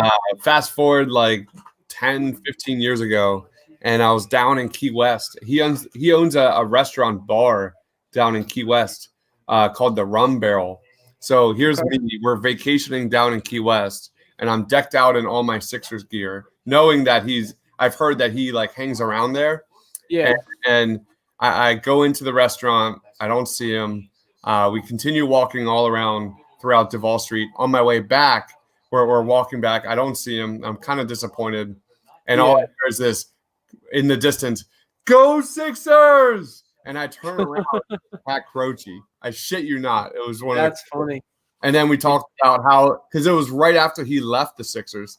And Billy King then like came on and all that bullshit. So I kept saying like, you got to come back. You got to come back. We miss you. Pat Croce is one of the best motivational people you have ever watched. Just really? I fully recommend check him out, man. I got you. I mean, I'll definitely look into it then. And we got Danny chucking up and missing another one. Oh, I'm so sad. Come on, Danny Green. Don't disappoint me.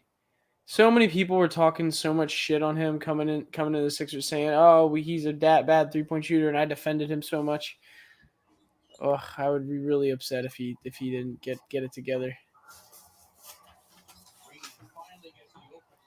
They're just 3 of 16 from 3 by the Sixers. You're going to lose to anybody if you shoot 16% from 3. And and they're getting open looks. That's the problem. Yeah, and you see, that's the thing is like that's what we need. That's what we've been saying on this team that everyone's excited about is like the fact that with the spacing that Joel and Ben create, if you have 3-point shooters around them or good 3-point shooters around them, you're gonna be a good team. And Seth Curry, you obviously get an elite 3-point shooter, and Danny Green, who in the past has been an elite 3-point shooter. Just gotta hope he can get his moxie back. This is it. This is a great summary of the Sixers so far. Brick City. Oh my God. 21% from the floor, 18% from 3. Absolutely pathetic by the Sixers so far in this first half. That is crazy. Quincy said Danny's not a starter. I disagree with that. I think he is a starter on this team just because of the defense alone. I mean, obviously, if he's not shooting, that he's not. Like if he can't hit shots, then like notice that Danny Green is no longer in the game right now. Shake Milton is, and that could be on purpose. But Shake Milton's now out there with the starters instead of Danny. Yeah, man. Marquis says I can shoot better than these guys. Period. This is great. I mean, no, he's not wrong though. Like, if you need someone to make an open 3, I can do that. I know I can do that. Like, this is pathetic. They're missing what they're getting good looks. That's the storyline of the half is the Sixers are getting good looks throughout this game. They're just missing, just straight up missing. Listen, Dibes can't pitch. He can't shoot.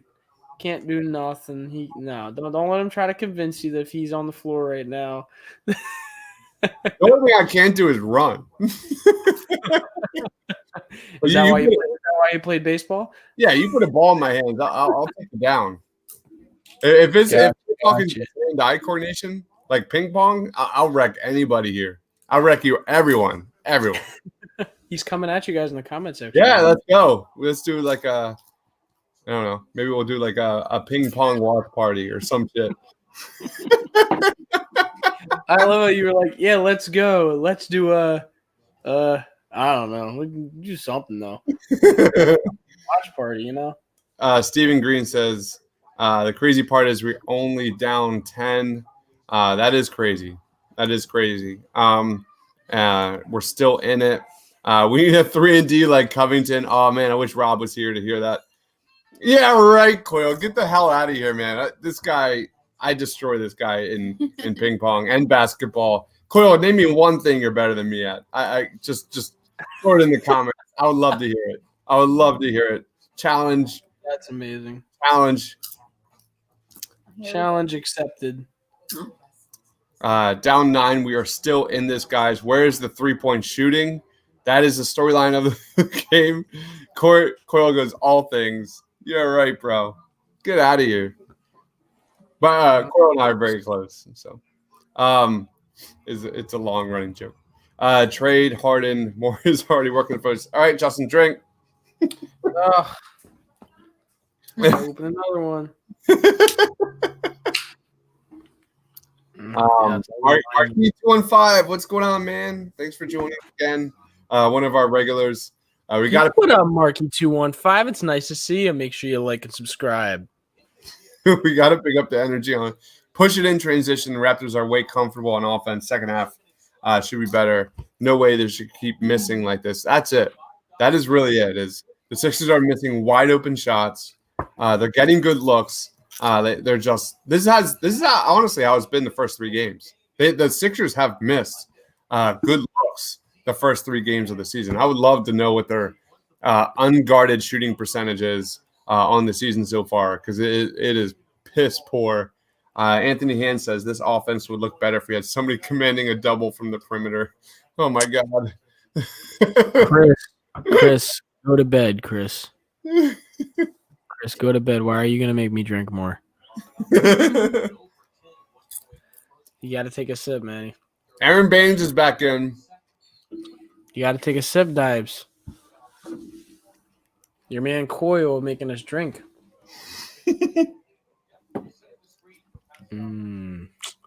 See, here's the issue is the Raptors aren't missing from 3, and we are missing everything.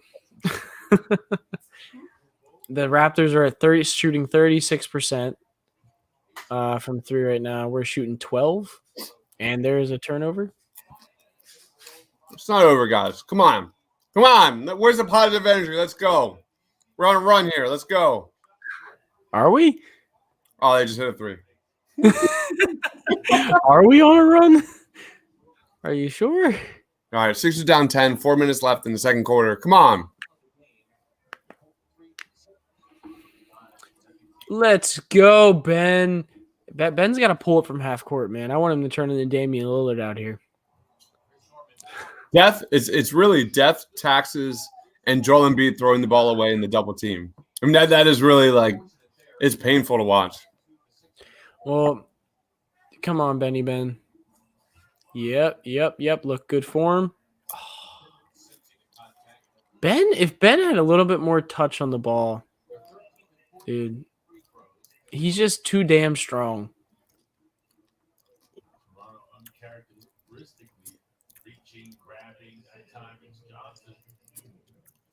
Here we go. I think we're okay, guys. I think we're okay.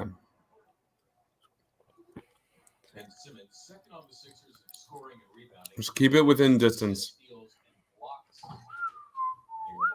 Ooh, we got Ben guarding Pascal, and he passed out. Well, he doesn't want to go against Ben. Ben's too good for him.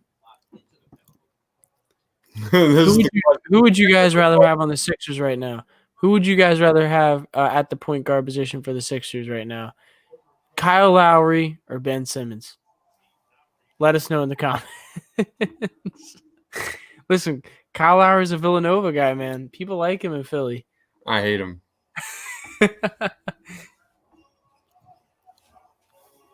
I'm not a Nova fan. I'm not a Villanova fan. No, you're not. I'm a Temple. Ben took it up. Come on. Yeah, Aaron. That's what I thought. You Australian guy over there.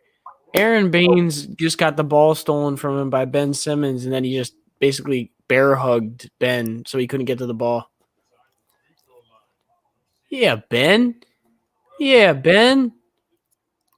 Freaking beast. And now Ben's back at the line because he's a dog. And people want to trade Ben Simmons, man. Come on, guys. Ben Simmons, 4 points on a 1 for 6 field goal percentage, or 1 for 6 field goal attempts, and I think he had a few assists and a few rebounds. I couldn't remember what it was. But no turnovers. No turnovers. Because Ben Simmons is the best basketball player to ever live. Come on, man. It's just a fact, right? Don't blow us up like that. We're gonna get killed for that one. How's that 1.5 bet looking good? No 3-pointers from the hate the face so far this game. So I look. Okay. Back I'm sorry. Go ahead. Yeah, Aaron Baines is going to the bench, so he's done for the half. So no 3-pointers for Aaron Baines in this first half. So he has to hit 2. So that guy's got $2,000 on the line with the under there. That's crazy. So we're rooting for you, man. I don't remember who it was, but we're rooting for you. I don't remember who it was either. I will say we're picking it up a little bit right now. I'm liking it. And Ben being aggressive. Ben being aggressive, man. Taking it to the rim. Sixers are on a 13-3 run right now. You gotta love it. Positive energy. Let's go. This isn't the Eagles. Oh, hell no, it's not the Eagles. This isn't the Birds. This isn't Sunday. This is fun to watch. Let's go. We got this. And Joel under the yes. That's what I love to see. I love Joel using that big body, forcing Aaron Baines under the rim, getting a little easy layup for easy points. That's what he needs on this team. 2 for upstairs. Oh yeah, Ben. Yeah, Ben. Pass out to Seth Curry. Seth Curry up and that's a foul. Give it to him. No, it's not. Okay, just kidding. I'm lying. I'm sorry. I'm like ruining the game for you. I'll shut up. No, you're good. We're I down. get to it. We're down. No, it's unless we score right here. It's 40 on my screen. It's 46-43. See, it's a good game of runs, man. Seth Curry for 3. Oh God, you need to hit. No, I know that's the one I got excited about too. If he hits that, that's a really big momentum shift right there. I do like that Ben seems like he's attacking a lot more, even though Joel's on the floor, and that's something you didn't see as much before, like in years past. Right on. Joel Joel just got fouled by Alex Len on like one of those like bullshit like pull the arms, like swing the arm up and act like you're gonna like.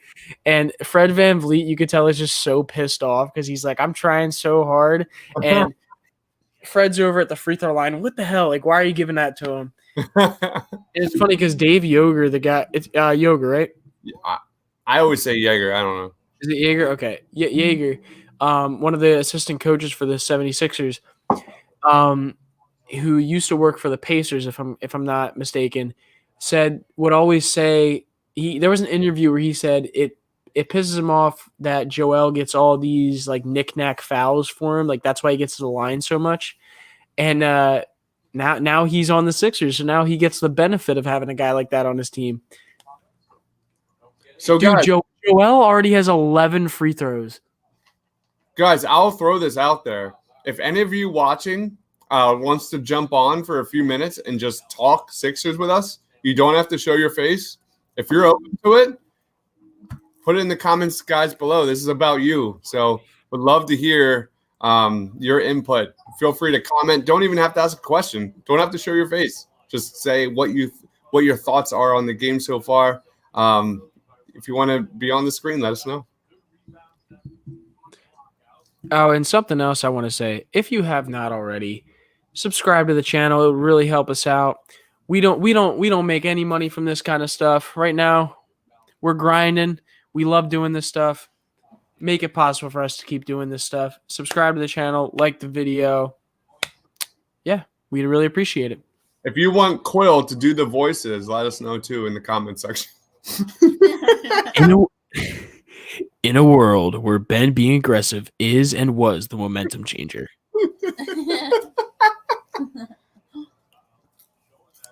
Thank you, Steven. We appreciate it. See, Steven subbed and liked.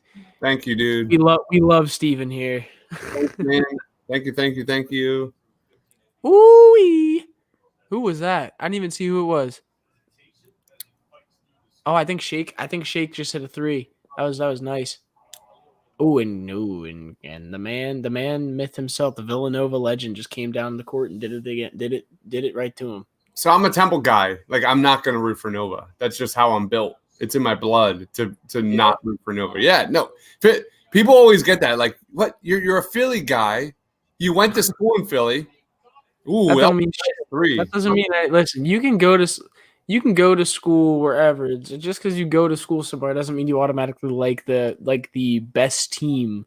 Well, what people don't understand though, like Philly basketball, people don't understand what Philly basketball is outside of Philly. Philly basketball hates each other.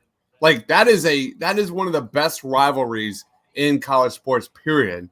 And I have so many great stories going to Temple versus Nova versus St. Joe's, you name it. So I always hate that comment. Like, I'll get that Nova's like doing really well, and I'll always say like, "Fuck Nova," and people are like, "Why? You love Philly? You're a Sixers fan?" And I'm like, that doesn't make any like you have no idea what you're talking about. You have no idea what you're talking. Oh, ooh, the man, the myth, the legend. It is Mike Small. Mike, I loved I loved your most recent interview you posted. Oh, Dr. Elko, thank you. Yeah, it was an amazing interview. He's an unbelievably interesting guy. Yeah, and I especially love the content that you guys talking about Doug Peterson, Jalen, and Carson Wentz. If you haven't already, go check that out on the Painted Lines. I think that was put up today, correct? Yep. Just a few hours ago. So my man here, Mike Small, at Real Mike Small on Twitter. Please go give him a shout out. Give him a follow on Twitter, please, if you're watching it. But he is the host of the Killing Me Smalls podcast, has bananas guest that joins his podcast every week. Just lately, he had Kevin Elko, Dr. Kevin Elko. And I made a joke to Mike, like, you're on the payroll for Alabama football, right? What the hell, man? Well, there's a lot of Eagles connections to Alabama right now with Jalen. Mm-hmm. And, of course, my kid graduated from there. But that's a whole other discussion. So here's my question. How are you getting these guys? Oh, man. You know, got to hustle. And just like my man, Mr. Crockpot tells me all the time, it's a grind and you got to keep grinding. And, luckily I've been around for a while and was in the business for a long time and have made some connections, and you can't be afraid to use them to see what you can do. I've got a big guest next week. I'm not going to announce it. I'm going to announce it later in the week, but it's the biggest one I've had, I think. Ooh, bigger than Kenny. I'm going to say Albert, like what? On par with Ian Rappaport. What? Wow. Yes. Mike, well, before we know, congratulations on that. Congratulations, honestly. That's awesome. Thank you. That's you want to talk some Sixers? Yeah, let's do it. All right, so what are you seeing from this game? Well, I'll tell you, about 10 minutes ago, I was saying to myself, man, if they can keep it within 10 at halftime, that would be nice when they were 9 for 42. And then all of a sudden, they tie the game and then fall apart down, in great Sixers fashion when Kyle Lowry comes back off the bench. Kyle Lowry's the difference in the game. I mean, he's just unbelievable. And he's the kind of player the Sixers need, just a guy that has grit, knows where to put everybody. I was going back and I listened to some old interviews by Doc Rivers, and there was one that he did on, I want to say it was 97.5. I don't know, a couple weeks ago. And he said to the host, he said, Ben Simmons is not yet a point guard. He's a facilitator. And I think he's right. I mean, Ben makes great passes and can facilitate the offense. Guys, if I see him drive to the basket one more time, jump up in the air and turn around and throw it back over his head back to Embiid at the 3-point line or some desperation throwback, that's not what Kyle Lowry does, is it? I mean, Kyle Lowry gets to the hoop, he sets people up, he knows the positions that they need to be in. I think that's the difference in these two teams right now. Mm-hmm. Yeah, and the other thing, go ahead. No, I was going to say, and we commented on that a few times during this game, and even last game as well. You notice that a lot, where Ben will drive to the rim, and in those moments, you wish that he would be a little bit more aggressive at the rim for himself if he's just driving like that, rather than just jumping up in the air. And it's either like a 50% chance he's making the pass, 50% he's turning the ball over. So it's like, I said to myself during the game, I'm like, you got to pick your poison. You want Ben Simmons to go to the basket no matter what. And then I see Tobias Harris do that, and he's just the human block. Like I tweeted out a while ago, I think he was voted in high school most likely to be blocked. And then and then I say to myself, okay, I just want Ben Simmons to shoot it. I don't care how ugly it is. And that would be Tyrese Maxey. I think we're seeing what that would look like. So it's just do the Harden deal. No. Yeah, Absolutely not. Absolutely not. All right, my top 2 takeaways so far. I got to lead off with the bench. I thought from the preseason to the season opener, the bench was the main positive from this team moving into this regular season. You looked at their struggles in that game versus the Cavs. Right now, they have 6 points in 27 minutes. That is not good enough. And the other main takeaway here is that the Sixers are shooting 4 of 18 from 3, 22%. Meanwhile, the Raptors are shooting 38% from 3. You look at the Sixers' woes on the road last year, which are well documented. Yeah. The Sixers gave up 38% from 3 on the road last year. They struggled with that against the Cavs. They're struggling now versus the Raptors. Not what you want to see. On the positives, you look at the turnovers. It's not that great. Never mind. I'll take it back. Any other takeaways? I was going to say that right before me and Justin started talking, Ben and Joel didn't have any turnovers, and it was like 2 or 3 turnovers from the starting lineup. The starting lineup for the Sixers versus the Cavs had 15 turnovers. 15 turnovers, 4 against the Knicks the previous night. So I guess it's not as good as I was hoping. But anyway, any other takes, Mike? Yeah, you see this is a bottle of Gentleman Jack. It says Killing Me Smalls on it. Let's pretend it's a milk carton and it's got a picture of Shake Milton on it, because I haven't seen him in the last 2 games. Yeah. What the heck happened to Mr. Lou Williams? The guy that was going to be Doc Rivers' version of Lou Williams. I haven't seen that. That's another thing. It looked like they set up the game for Joel Embiid to kind of lay back early, let Tobias get off a little bit, let Ben get off a little bit. So Embiid finally kind of did his thing, and he ended up at the free throw line a bunch. And that's really one of the big things that got him in the game. The other thing that stood out to me is, Seth Curry doesn't shoot a lot when he's open. Mm-hmm. I think I want my boy Brock Landis to get on this, because I like when he breaks down that tape. I want to see him break down how many times Seth Curry should have shot and is just more worried about getting more people involved. And, Danny Green, I love his hustle on defense. I love everything, but man, he forgot how to score. And, I'm a Tar Heel guy, and I love Danny Green, and I don't know what's going on there. I listened to his podcast today, and he was talking about, Harrison Sanford, who's the host, also a former Killing Me Smalls guest, asked him about comparing the Sixers to the Lakers and the Raptors, the last 2 teams he was on that ironically both won the championship. And he said he thinks it's going to take till All-Star break before this thing comes together. Now, I remember Brett Brown promising that last year. And just what, you don't want to do the Harden deal? No, I don't want to do, but a little piggyback off of Danny Green. Danny Green now has 14 points in 3.5 games for the Sixers. That is not good enough. I am not for the. They're shooting 25%, less than 25%, which is even worse.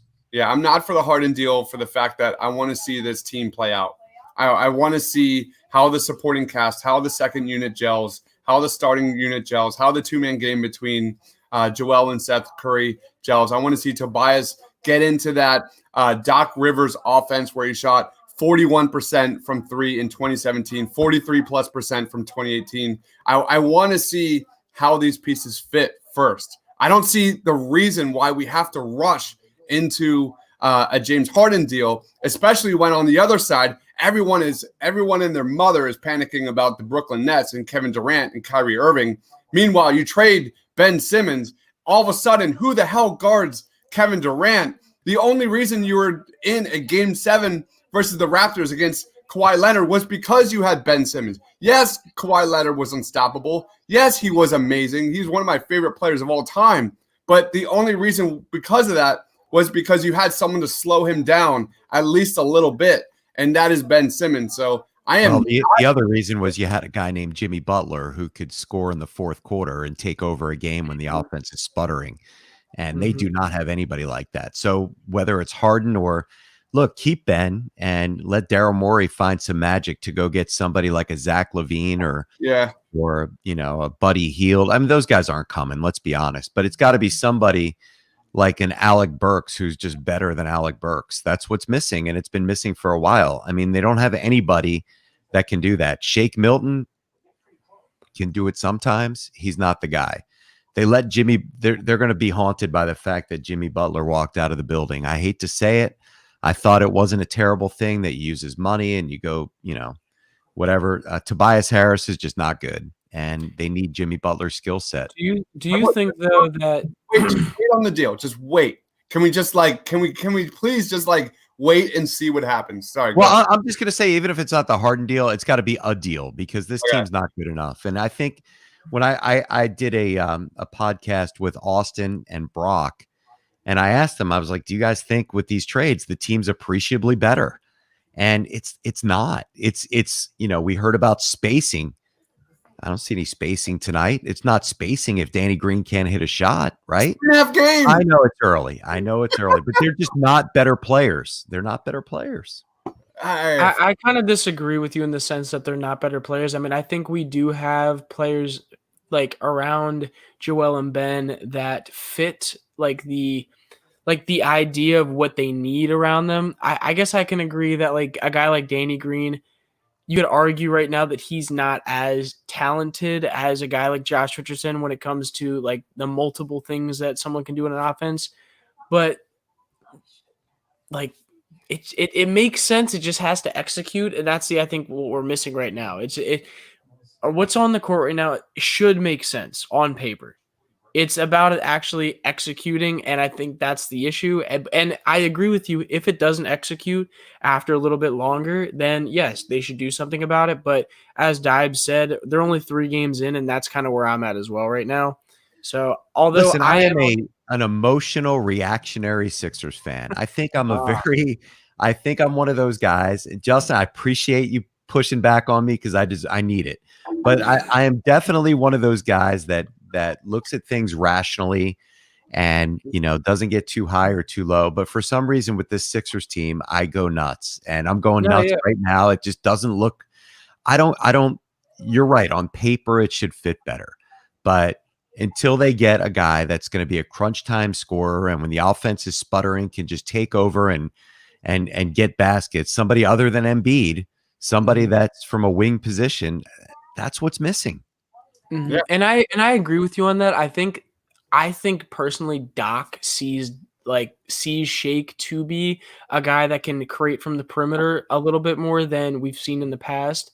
But I agree with you, and that's part of the reason why I am not as hesitant as Dibes may be on the Harden trade, just because I think he could be very beneficial in moments like that. Although I do think Joel is beneficial in moments like that as well, just not from the perimeter side of it. And that's our big issue there. Yeah. I mean, I'll tell you, Matisse and Maxey at the same time doesn't work because that neither one of them can shoot. Matisse looks lost out there. I mean, at least offensively last year, he'd plant himself in a corner and be able to take some shots. I don't know what he's doing on offense. He looks like he looks like me in gym class in 6th grade when I was just trying to run around and hope somebody would throw it to me. And, I couldn't figure out why nobody would. You're looking at 2 different offenses, completely different offenses where Matisse doesn't have to put the ball on the floor. Matisse can just chill, play defense, and just stand on the corner or on the perimeter and make shots. You can't do that in a Doc Rivers offense. You got to be able to move in and out of a pick and roll. You got to be able to attack the glass. You got to be able to put the ball on the floor, be somewhat involved in a pick and roll. So that is the biggest difference. And that just go back a little bit. Of all those things you just said, Dibes, how many of those things can Matisse do? None. And when he's not shooting consistently from the perimeter, that's why I said from a long time ago that Matisse is the odd man out. I've been saying that. And real quick with this, this is to me just no. Like Matisse doesn't have a handle. Right.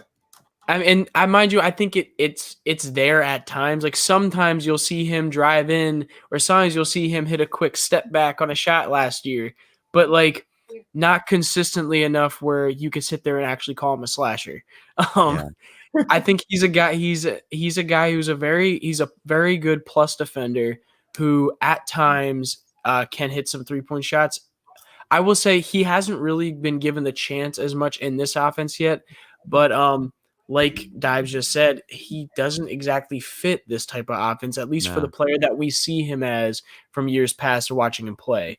So unless he shows some serious growth, and after I think a few weeks shows that he can understand this offense a little bit better and be able to what's the word? Assimilate. Yeah, basically, learns how to run with this offense. I think then we'll be able to really see what's going on.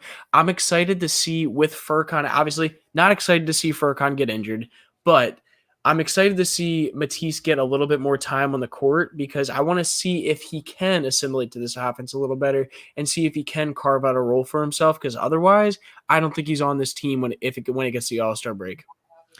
Yeah, I think he's definitely going to be.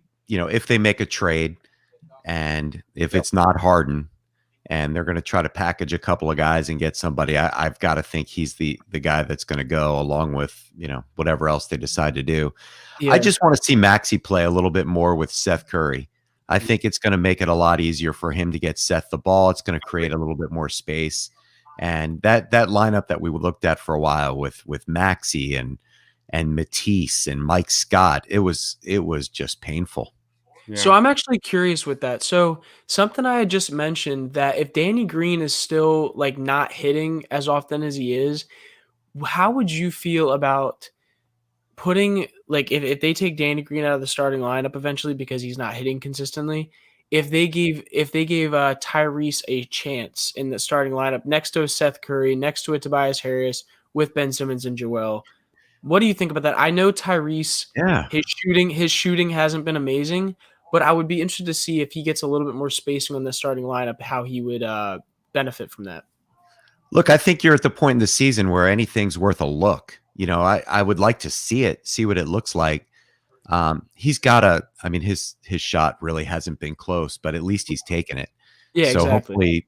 hopefully we'll get there. But yeah, I would like to see, Ben get off the ball a little bit. Even if you're going to put Shake in there instead of Tyrese, I would like to see that a little bit more. I think Doc really wants to build that bench up. Right now it's looking like the Phillies bullpen that they're trying to build up. So we need to do a little bit better. There's a 3 by Curry. Seth just hit a nice shot right there. Yeah, there's a 3. Was that a 3? Yeah. Okay. Or maybe not. Is just wait. Just let it go. Like 3 games is not a sample size. Like we're in experimentation mode fully. Shortened off season, shortened training camp. Let this team kind of figure it out. So that's just all I keep preaching is with Mike, we get Harden trade comments literally every other minute on these things. I know. It's like nauseating at this point. And the Ben Simmons hate is real. And every time Harden scores 30 or more points, we hear it nonstop. So it's a real thing. It's just blocked by Embiid right there. Yeah. I think I don't think it's, for me, it's not Ben hate at all. It's just, I think that's the piece that they need. People are like, how would he work with Embiid? Are you kidding me? He and Embiid would work unbelievably well together. James never played with a center that can't shoot from 3 or roll to the basket. So we don't know how that fit would look like.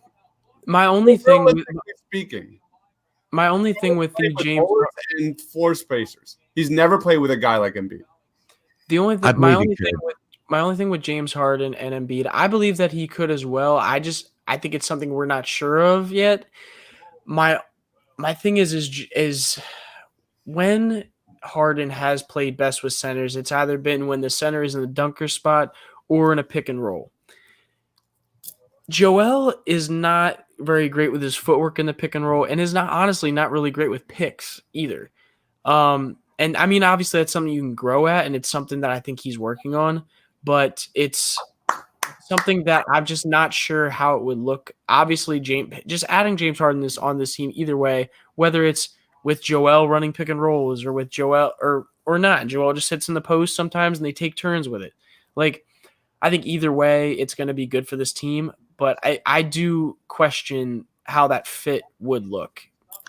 We're comparing, what it would look like with James Harden and Mike D'Antoni's offense. And I've got to give Doc Rivers a little bit more credit than that. I mean, when we look at what those Clippers did, good grief, go back to the Celtics when he had Kevin Garnett and Ray Allen. I mean, not that Ray Allen is the kind of player that Harden was, but I think he would another three. Fred VanVleet just hit a deep three in Seth Curry's face. That's a tough one right there. Yeah. I give Doc Rivers a little bit more credit than that. And I do believe that Daryl Morey, as everybody's been saying throughout, if they get Harden, there's nobody that knows him better.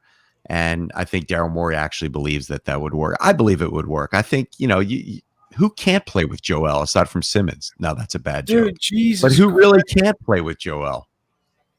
No, I mean, I agree. And I think any player is going to, in my opinion, should like playing with a all-star level, superstar level offensive threat from the post, because that creates more spacing for you if you're on the other side of the court. Simple as that. If you're drawing a double team to a big dude in the paint, it's going to make it easier on a guard from the perimeter. So I can agree with you on that. Let me ask you guys a really annoying, uncomfortable Game 4 hypothetical question. Oh, God. Oh, nice pass to Simmons. Yes. How is All that right. not an Would you rather? This isn't the Ricky Sanchez. Would you rather? This is my. Would you rather trade for a slasher and it look a lot better, but lose in the second round, or get off the Tobias Harris contract, look for something in the future, free up some money, and lose in the first round? That's not even a question for me. What about you, Justin? Would you rather trade for a slasher? Wait, Yeah. why? I'm confused. Explain it again. All right. Let's pick a name. Trade for Zach LaVine. And the team, like the Jimmy Butler year, they look a lot better. They take a really good team to a Game 7 in round 2, or get off of Tobias Harris's contract. Know that you've got some flexibility. There's a lot of things you can do next year. Maybe you get bounced early in the first round. So easy. First of all, these are the wacky things that go through my head during the game. Actually, and let me interrupt. Like, I actually talked about that before the season started, about taking a step back or two this season just to clear out the space of Horford, of Tobias Harris's contract. So that is an easy answer for me. Like I said, kind of related to this trade thing of rushing into a James Harden trade. Yeah. My whole take is pump the brakes. Ben Simmons is 24 years old. Like there is no reason that the Rockets have no leverage in any of this. I don't understand why we're like pressing, and why we have to keep talking about it. To be honest, it is keep the championship window open. And I'm not at all opposed to trading Tobias Harris for a long-term move down the road. That is a great deal. Good Lord. Raptors have some really good ball movement going, and it's not looking pretty for the Sixers right now. The bad news is the Sixers are down 12. The good news is I have Anunoby on my fantasy team, but that's it. Yeah, he's having a good game for you. No, but regarding your question, for one, I want to say I do not think Zach LaVine is just a slasher anymore. I think Zach LaVine. No, I think he's a really good player.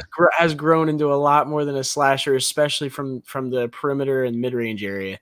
But anyway, I personally, would, as much as I would love to get Zach LaVine on this team, and I think it would fit very well, I think getting off that Tobias Harris contract for the future just makes this organization a lot more clean in the future. Like I think it makes it easier to build around the guys you want to build around, obviously, because you're getting off the next 3 years of Tobias. But the real question is like who are you getting for a guy like that? Like, and I mean, like you're that's getting an expiring contract, somebody so who, so you're getting like 2 years of someone terrible yeah. instead of Yeah. 4. That's all Yeah, you're getting. and I've seen that too. So what January. a trade that I've seen is Otto Porter and Laurie Markkinen. Now I like Laurie Markkinen. yeah, so do I. But like so if you were to do a trade where it's obviously to make money line up, you're gonna have to get take Otto Porter's salary, but he only has a year left on his deal, so that I think that's a plus for the Sixers. Plus he I'd can do be a that in good a heartbeat. exactly, and plus you're getting a young guy in Laurie Markkinen, and you definitely would have to be giving up Matisse, and I think that's been a very an asset that people have been saying Eversley would really like to go over to the Bulls. Yep. I'll tell you what, he might not be worth much right now.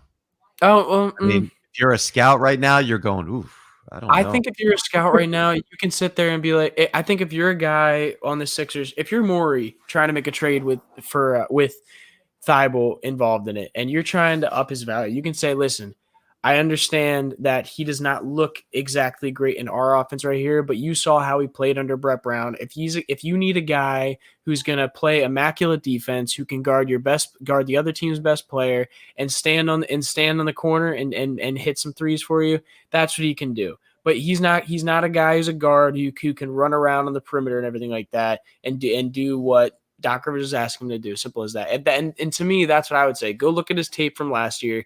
Yeah. This year, you can't look at this year's tape and be like, okay, yeah, he fits with this team, because he doesn't. The offense doesn't scare me. He looks lost, all that. He just doesn't look great on defense either. He commits stupid fouls. He over. I mean, nothing special. Do you think that has anything to do with the difference of a defensive scheme? Because last year, Brett Brown kind of let him run around and do whatever he wanted to. A lot of times, like he let him take risks, especially in the beginning of the season.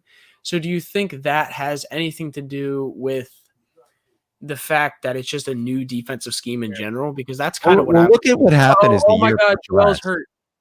Oh, jeez. No. Yep. He's down holding his leg. Let me hear some sound. What are they saying? And Doc's saying he's holding his muscle, it looks like, not as necessarily his knee. Looks like he's holding the quad/groin area. Oh, good Lord. Well, I guess all this could be that's the and you get back to that Harden deal. You never know when this thing's going to end. And right there, if something happens to him, this run is ended. So that's why you got to think about that. He's definitely holding his hamstring. Yeah. Oh, jeez. Well, guys, I'm going to jump and watch this thing. Now you're going to jump off as soon as the interesting stuff happens. I gotta watch this and take my note. Mike, where can we find you? And can you name drop your guest for next week? Come on, man. All right, I'm gonna name drop it. It's not confirmed. It's. Let me see. Did he confirm? You gotta check it. Gotta check it before you say it. No, I can't do it. I don't want to do it. I don't want to jinx it. I've done it before. No worries. It didn't come through. I will confirm. When's the next game after tonight? Thursday. All right. During New Year's Eve? Is that New Year's Eve? Yep. I think it's Magic, but I don't know if anyone's going to be. If you're watching in the comments, let us know if you want us to do this watch party versus the Magic, because it is Fultz. So yeah, I don't see any chance that my wife's going to let me get on a podcast on New Year's Eve. But I know. But I will text you by Thursday when it's confirmed, because we're supposed to tape it Monday, and I'll let you do it. But no, man, listen, nobody does a better job than Dives, man. This dude is my podcast hero.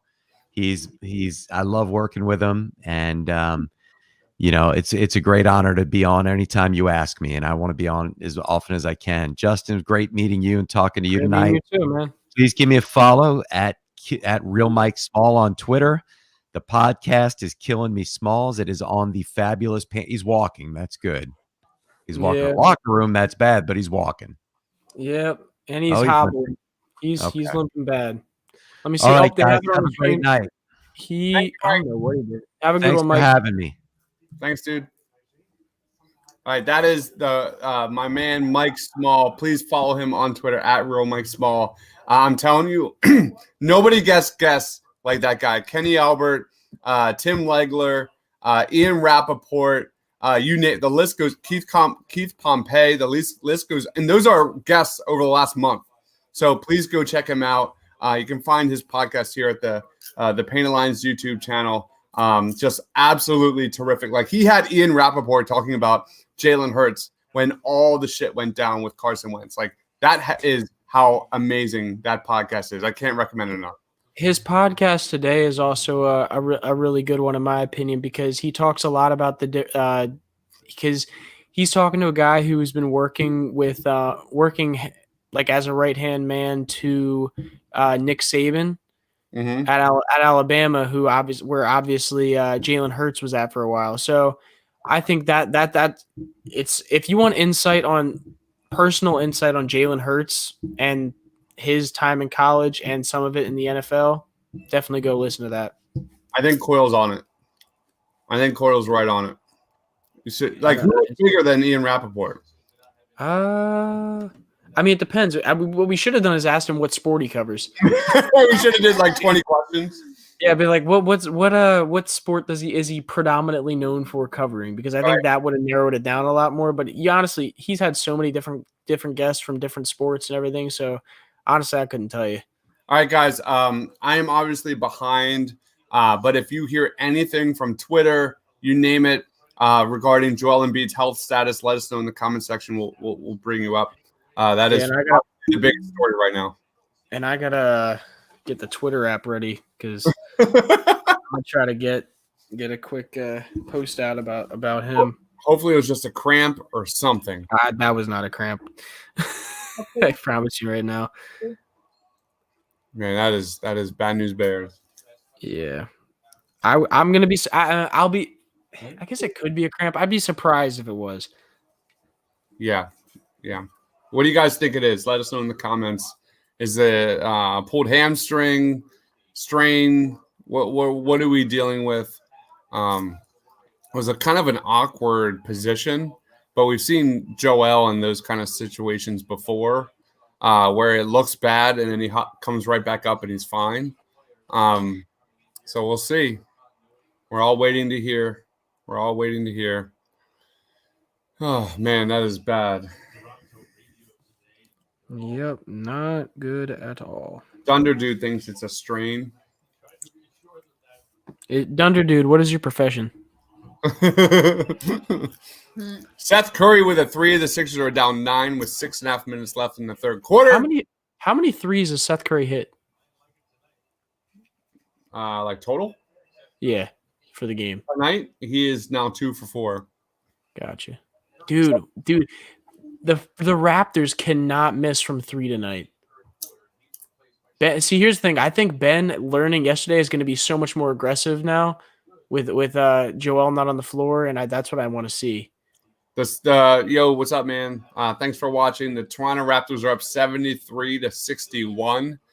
Joel Embiid just went down with what appears to be a hamstring injury. The Raptors are just unconscious from 3 right now. I don't want to say hamstring injury. Let's just say a leg injury. Yeah, we do not know. No, we have no idea. We're assuming based off where he was grabbing on his leg. We honestly are not sure. So we're waiting for something to come out on Twitter or something to say on the TV.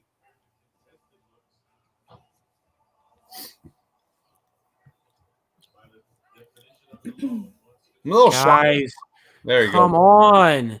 There you go, Toby. I'm a little surprised at how absent Dwight Howard has been, at least offensively. 0 points tonight, 7 minutes, 2 turnovers. Like in the preseason, in the home opener versus the Knicks, that guy was absolutely terrific. He's been just almost, I don't want to say checked out because he's playing good defense. I think, at least from the eye test, he's playing good defense the last 2 games. But offensively, with the foul trouble, with the turnovers, he's been really struggling these past 2 games.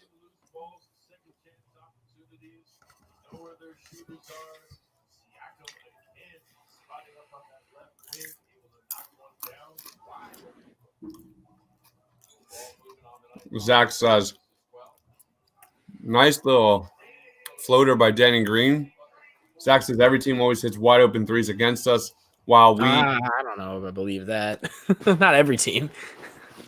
while the Sixers. I'll be right back, guys. Yeah, go ahead, man.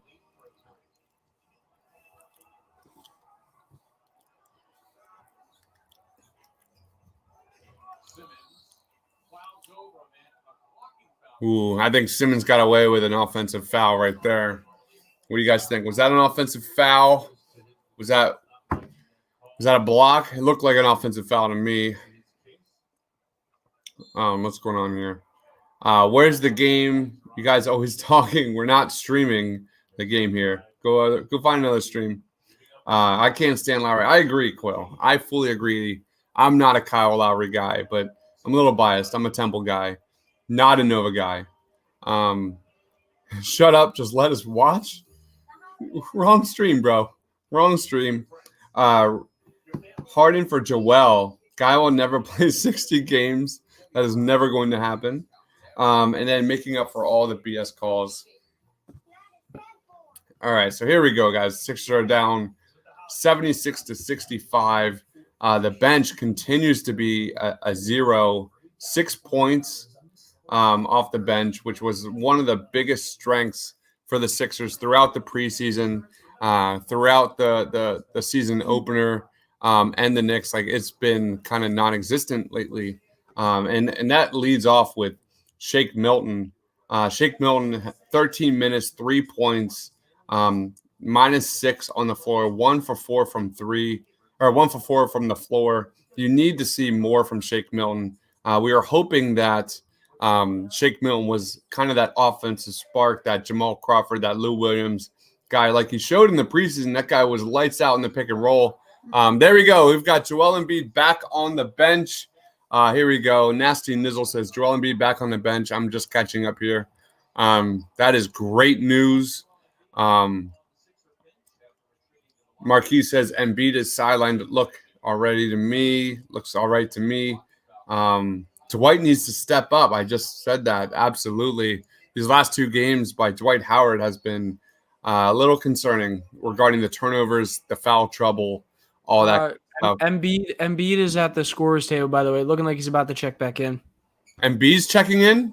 Looks like it. Yeah, he was walking towards the scorer's table when he came back. Fantastic. And he is back on the court. Man, maybe it was just cramps then. I don't know. Like maybe something locked up. I don't know, man. That's such an interesting. Like, I mean, he's a tough dude. Don't get me wrong. Like, he will come back on if it's just like a little hamstring strain. Like, it wouldn't surprise me if he comes back on. But what would surprise me is if it was anything anywhere close to an injury, if the team let him come back on, because I know the team is trying to make sure they keep up his health. So, first of all, you trust the Sixers medical staff? No. What'd you say? I don't trust the Sixers medical staff 1 second at all. No, but I just mean I don't think Doc Rivers would let him go back in the game if it wasn't for like if it was anything serious, like or anything close to serious even there, because they want to keep him healthy. He's their prize jewel. So like Mike said when he was on here, like if he goes down, this team's not going anywhere. Nope. We have Embiid with a touch already on offense. Nice pass to Shake Milton. Oh, rims out. Oh, come on, Shake.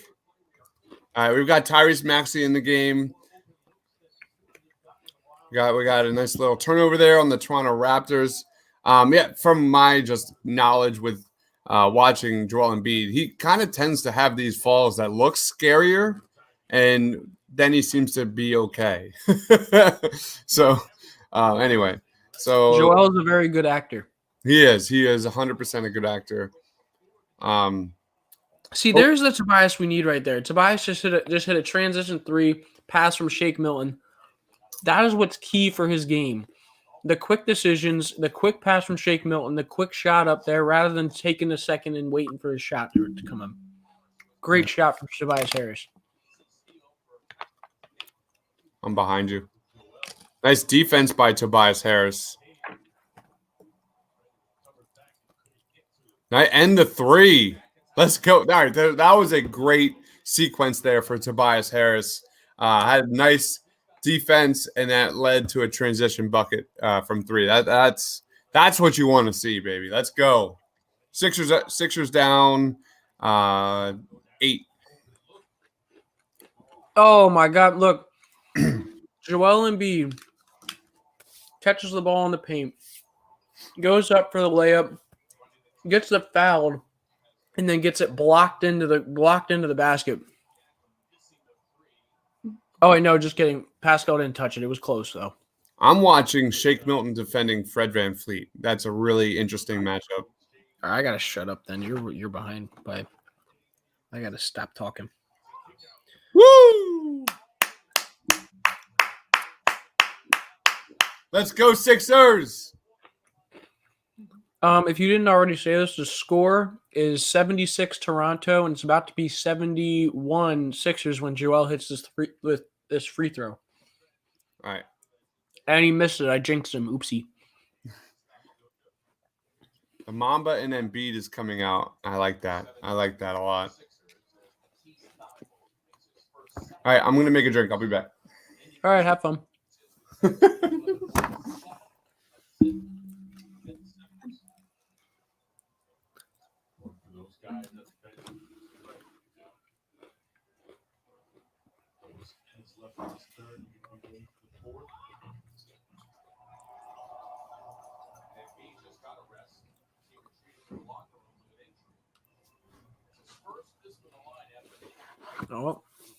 Oh, round the horn.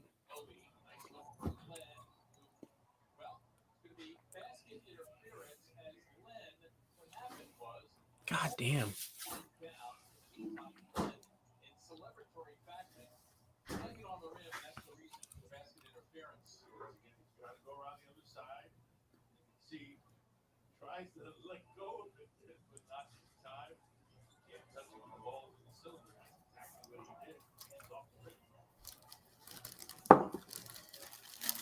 There we go. Did you see the cheese in there, Jim? I didn't get.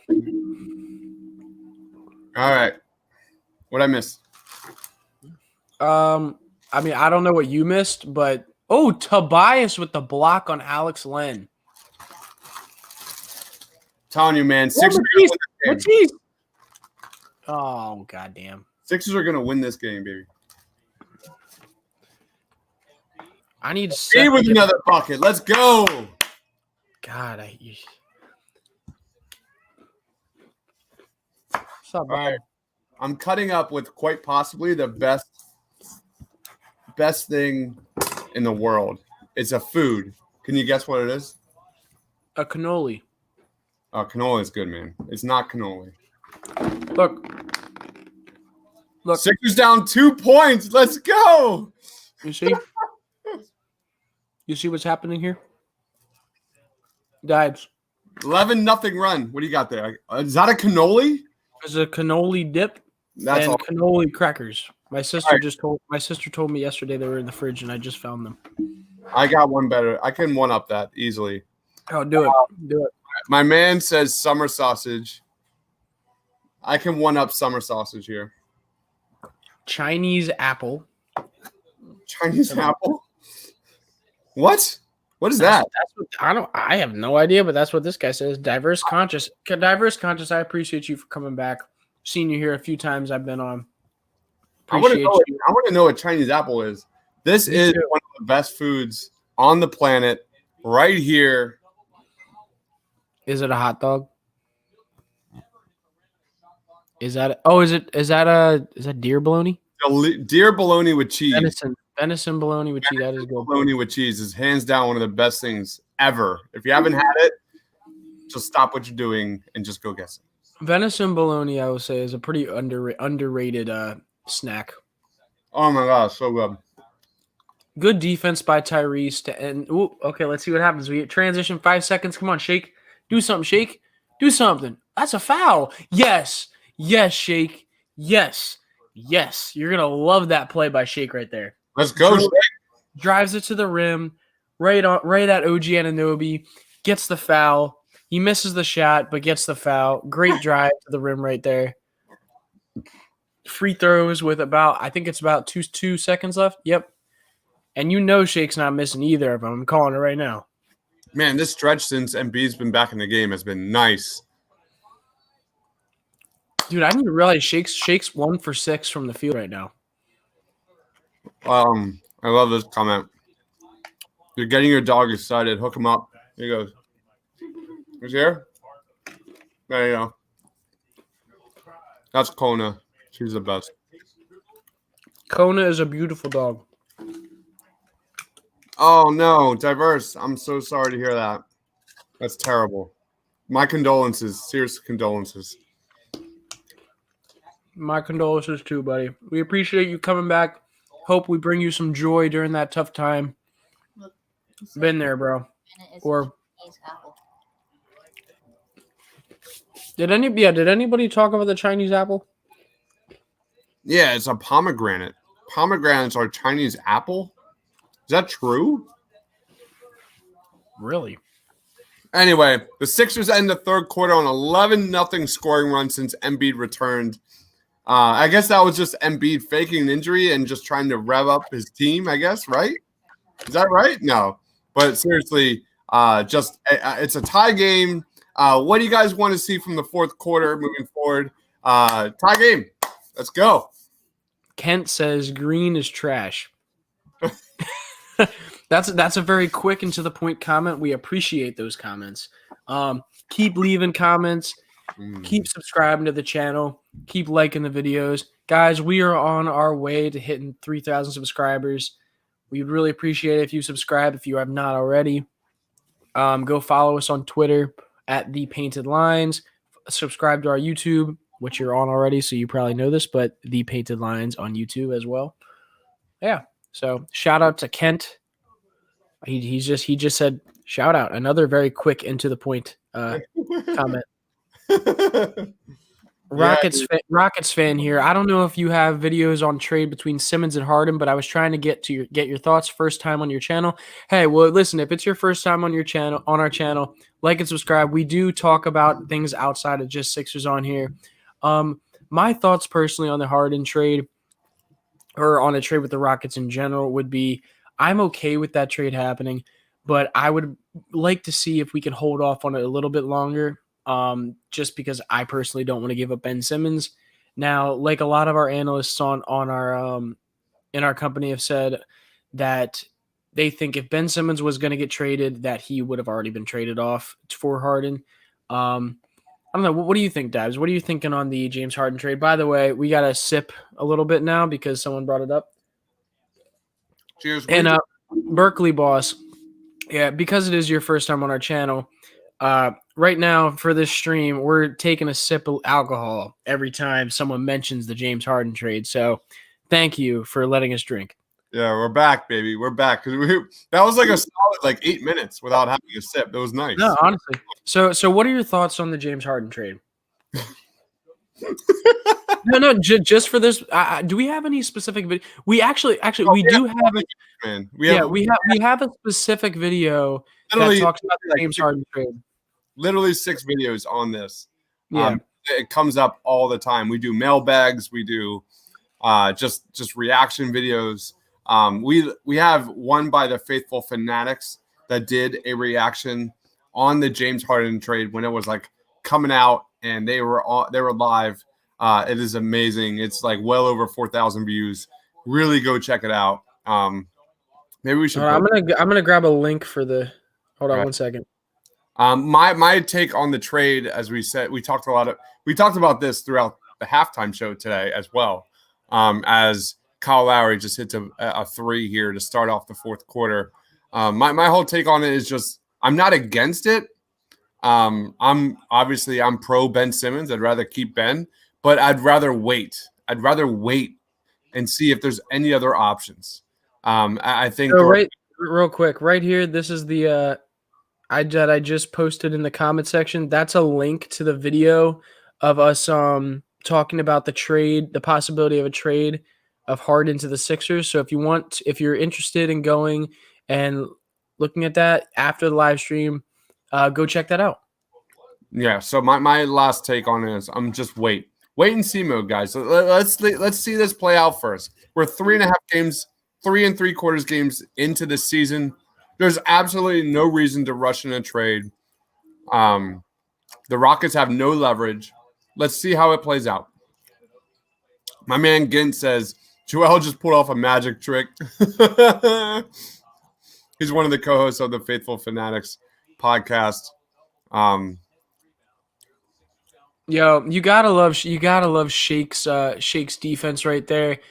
Getting I think that's Johnson to get an offensive foul on Shake's defensive side of the ball. You're really liking that. He is being very smart on the defensive end in the beginning of the season, which I'm loving. Yeah, Shake. Yep.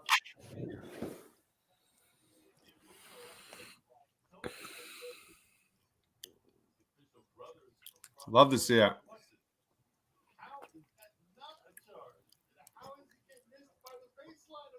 My goodness. I agree, Marquise. Finally a foul on the Raptors. My goodness.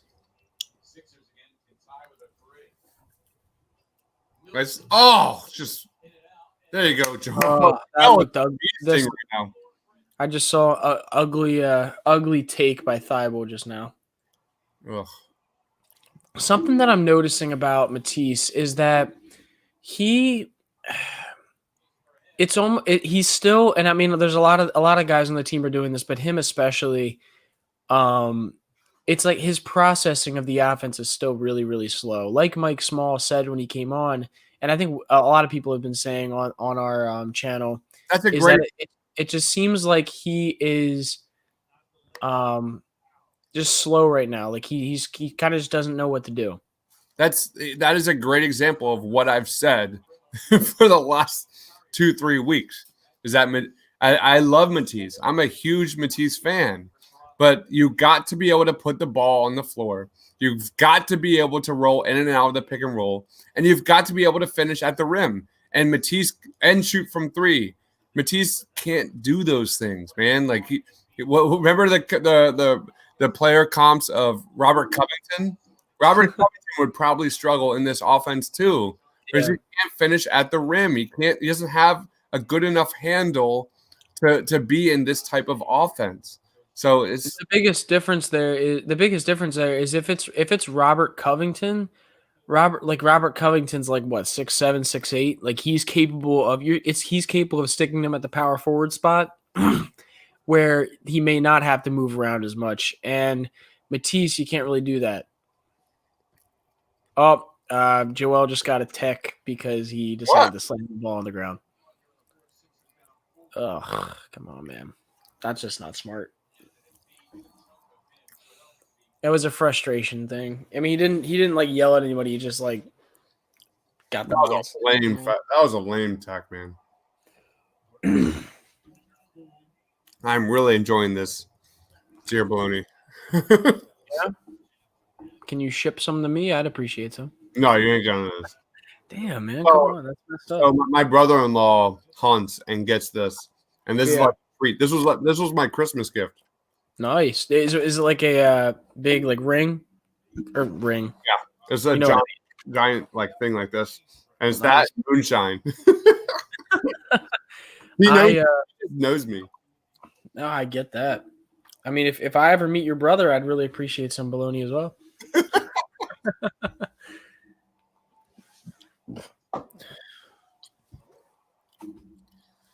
All right. Oh my God. 5. 6 down 5 here. A little bit more than 5. You're not gonna like the next play you see or the third play you see. We've got a Dwight fan in present. Oh my God! Yeah, you seeing that dunk now? What the hell was that? Stanley Johnson from the University of Arizona. Are you kidding me? Ken, if you're a Dwight fan, then definitely subscribe if you're not already. Yeah, we've got a lot of Dwight Howard content, including the guy that's on the screen next to me. Yeah, I'm going to be putting out a lot of content very soon. So if If You're telling me you're not already putting a lot of content out? What do you mean? So I have my passion is also stats. So I'll be starting a series. I'm not sure what I'm going to call it yet. Probably like Sixers trends or Sixers stocks.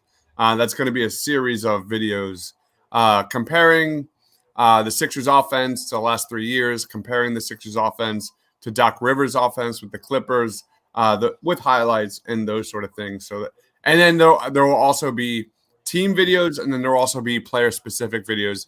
A lot of charts, a lot of graphs. I do charts for a living, so it's just part of who I am. So if you didn't follow me already, you've probably followed me on Twitter.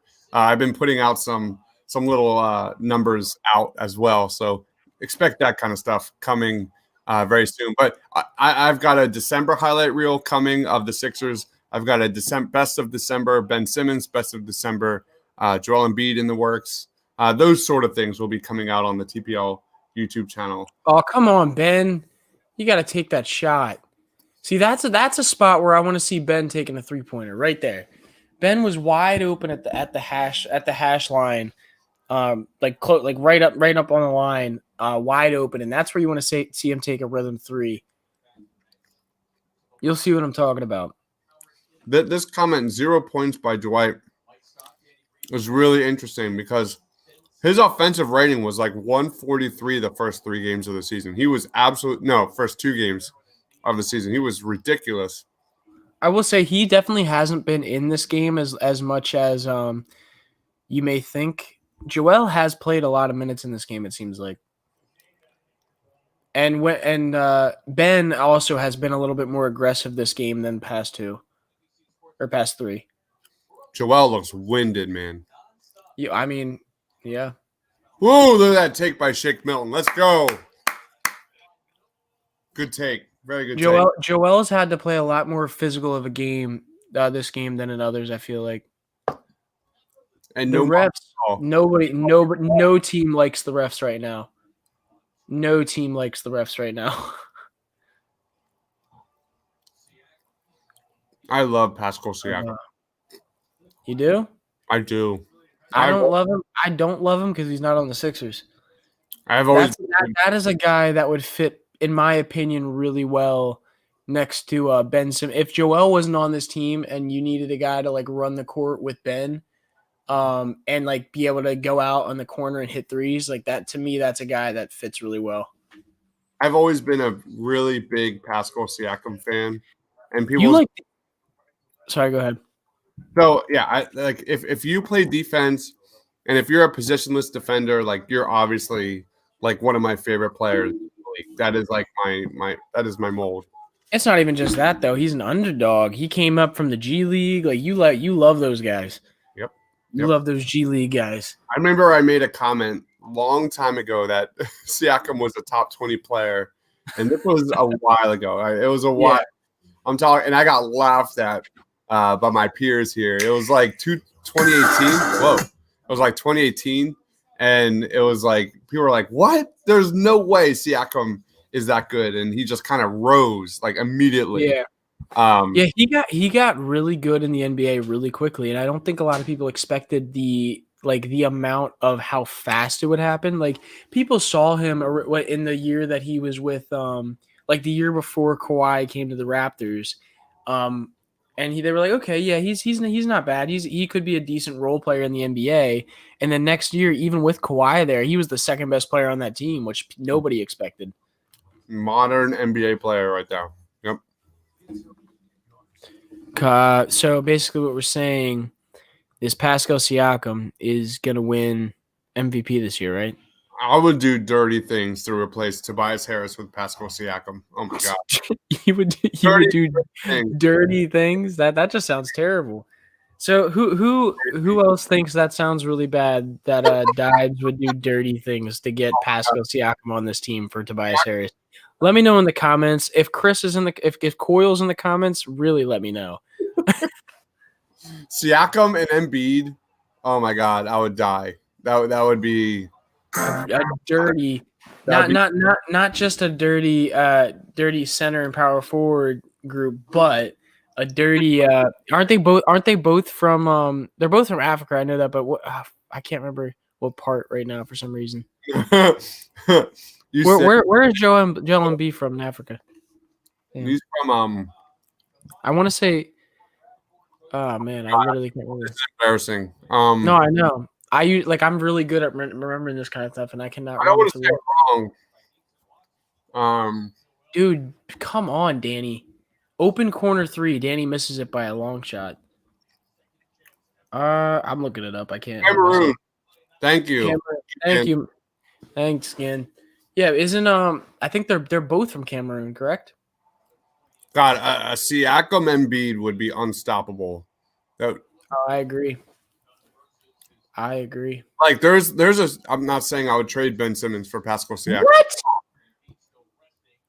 Danny Green almost airballed a wide open corner 3. No, I know. That's what I'm talking about, dude. What is happening right now? It's terrible. Come on, Danny Green. You're not gonna like the next offensive shit. I can't even think of words right now. I'm so annoyed. My goodness. Yeah. There you go, Dwight. Oh, he dropped the pass. God damn. Come on, Dwight. What is going on? Like, he's been in a funk these last 2 games. That was a great pass by Ben. Danny is just brick city right now, and it's pissing me off because like I really like Danny as a player. I've been wanting Danny Green here for the past like 3 years, honestly. Ever since he played for Toronto, I wanted him here so bad, and it's just not looking amazing for us.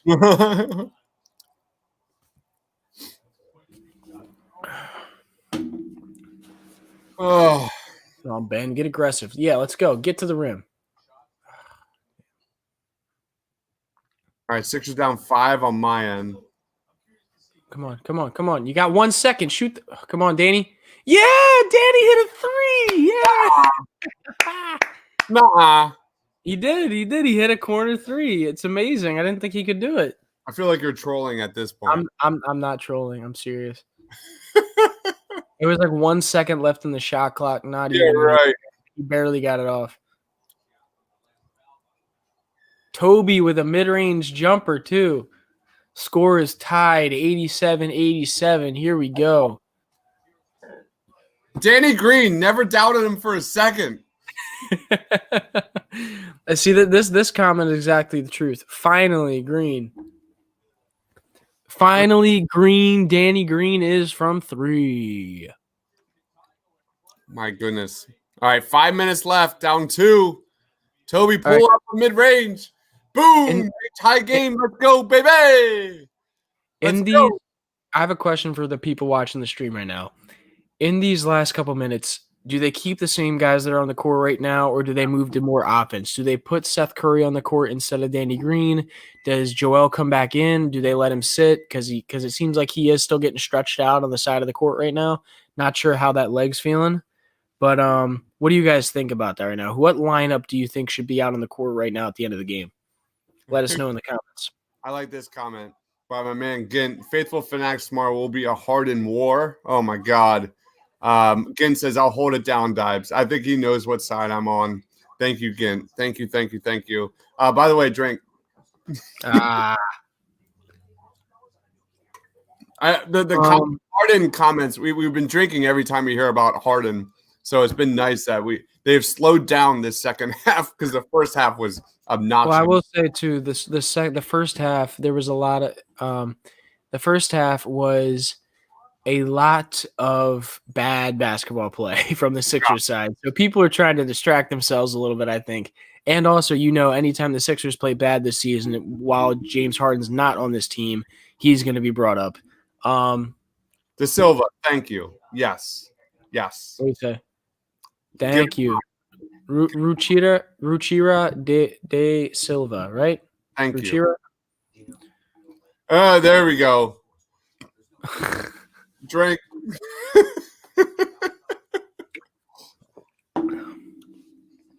Oh, my God. So a lot of people are saying they want the same lineup out there. Somebody did say Danny Green is broken. I don't think Danny Green is broken. Let's not go that far. I will say his shot is broke, though. His shot do be broke. What is the Sixers over these last 12 minutes since that Joel Embiid injury and him coming back? What is the point differential there? Because I'm not sure, but I will say Joel has not been on the floor in this run that they've had for at least half of the run they've had. Joel's been getting stretched out on the bench. I think he is back in now, though. Stop, Thunder Dude. Drink. Thunder, listen, I appreciate you being in the comments. I appreciate you liking the videos and subscribing, but I don't like this. What's the score, Stephen Green? The score is 87-87 right now. Toronto has the ball. And Danny Green just got a steal. Fast break, Tobias Harris going out the ball. Pass up to Ben Simmons, and he dropped it. Oh, no. It was a bad pass by Tobias, I will say. Did you like that little transition I said? You were so excited. You were so excited. What did my face look like? You were like, what? Oh, I need a bad pass. I bet it was interesting to watch the reaction there. But that's why we do these watch parties because it's fun to react with all you guys watching right now. Looked like Ben wasn't even looking. Ben Simmons with some immaculate defense on Pascal Siakam. Oh my goodness. Tie ball game, guys. 87-87 on my end. It is crunch time. We've got who's in the ball game right now? Who's in the ball game? We got Tobias Harris, Ben Simmons, Joel Embiid. I think Matisse is out there, or Danny Green's out there, and Shake Milton. Yeah, we've got Shake defending Kyle Lowry. My God! And Aaron Baines just hit a 3 with only a few seconds left in the shot clock. Are you serious right now? I'm so serious. So serious. Aaron frickin' Baines. Listen, Aaron Baines is a goat. Go check his Twitter page. All right. So, by the way, that means if he hits another 3, that guy loses $2,000. Yo, guess what? Spicy P just did. He hit his shot. Fucking Aaron Baines, man. I hate that guy so much. Are you fucking serious? Aaron fucking Baines, man. Come on. Listen, everybody. Listen, I promise you Dibes isn't usually this angry. It's going to be okay. Oh, my God. I just want to kill that guy. Listen, I can counsel you, Dibes. I know typically you're doing – I got you. Don't, it's going to be okay. It's going to be okay. How does he hit that shot? What the fuck? Coil. Come on.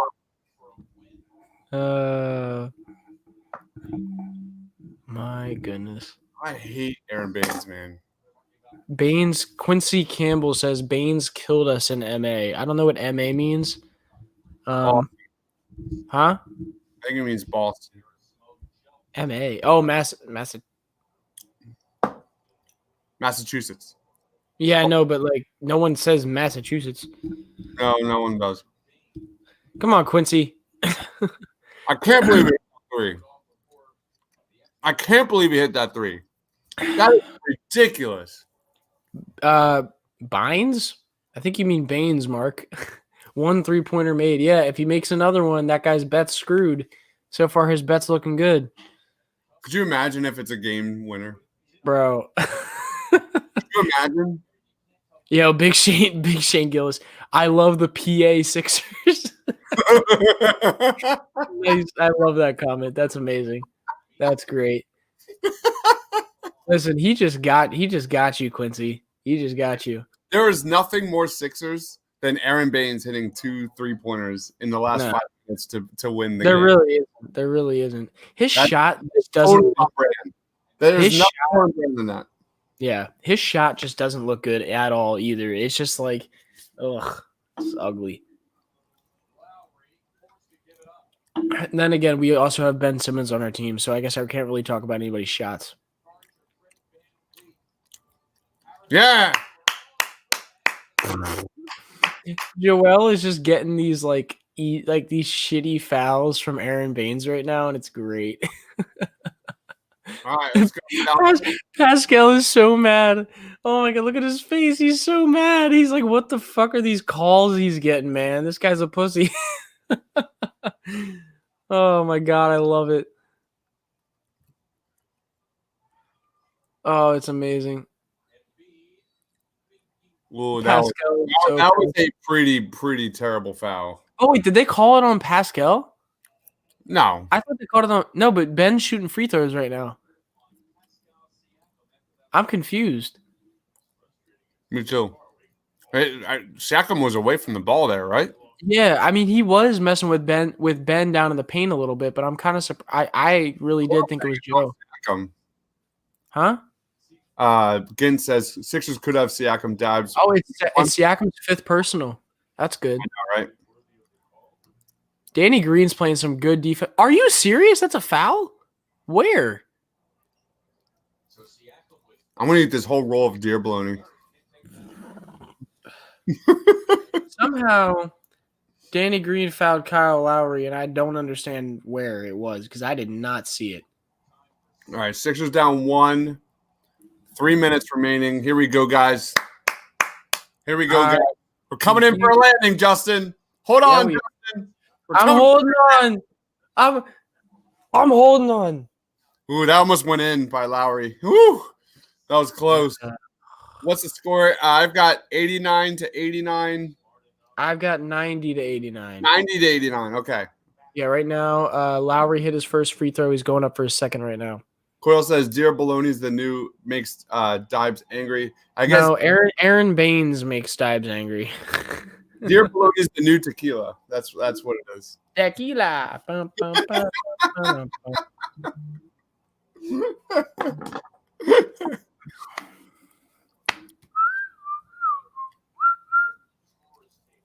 Oh, yo, I didn't realize this. So if you guys don't know this already from the broadcast, Aaron Baines, his last second 3-point shot was just taken off the scoreboard because it did not count. So his 3-point shot did not count because the shot clock had already expired at this point. So the score is now 89 to 88 Sixers with it's still touching his fingertips. Score is now 89 to 88 Sixers. Kyle Lowry is still there to take his second free throw. So it could be 89 to 89 after these free throws. But that is really clutch. For one, that guy's bet. But two, just for the team score in general. It is now 89-89, 3 minutes and 15 seconds left on the clock. We will see what happens here. Make sure to stick around after the game is done for our post-game analysis. We will have Tiago, the famous Tiago, coming on for post-game analysis today. Not sure who else. Maybe you'll see Austin Krell come on. We shall see. You never know. Yeah. But, yeah, come on for our post-game show. Aaron Baines pulling up for another 3, and he misses it. Yes! Like what we're seeing right now. 91-80. 91 to 89 Sixers with 2 minutes and 30 seconds left. Once again, guys, stick around for the post game. We will be on here for post game right after the game is over.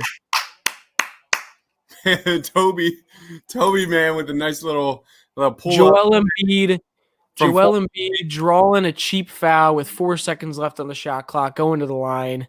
This game is looking good for the Sixers right now. All the momentum. Whoa, hey. What? Easy. What? 2 minutes left. I don't want to say anything like this. Game looks good. Any other? Oh no! I'm saying it's like the momentum is swaying towards the Sixers right now. Is it not? It is. I don't like saying that out loud. All right. I have knocking on wood. I got wood right in front of me. We're good. That was a terrible call. Oh yes, it was, dude. Joe, but here's the thing: it's one of those things where, and we've talked about this before, but if all right, a lot of people hate how I already did, Chris. Don't worry, I knocked on wood already. And like something that hate like some people hate to watch James Harden play basketball just because he's so nicky-nacky with the fouls and everything like that. But it's just like Joel. Like we hate watching other guys get fouls like that, but Joel gets them all the time, and it's a reason why he scores 29 points per game. Right now, he's probably gonna get over 30 this game if he keeps going the way he's playing right now. Wow, man. But he's got he's got 29 points right now on a very, very good percentage of shooting. Because I think he's almost hit all his free throws if he hasn't. Yes. Told you the threes would stop hitting, man. I told you to keep the faith, baby. Let's go. They'll stop hitting when Aaron Baines is taking them. Exactly. Oh my God, Danny, why? Go. Oh, Joel. Good defense in transition. Come on. Got a minute 30 left on the clock. 2 minutes left, up 2 on my end. Woo! Hold on, Justin. We're coming in for a landing. Once again, I remind you guys, if you have not already, subscribe to the channel, like the video. We will be doing a post-game show right after the game is over, and we will have Tiago, the famous Tiago on Twitter, coming on. Did Toby block that?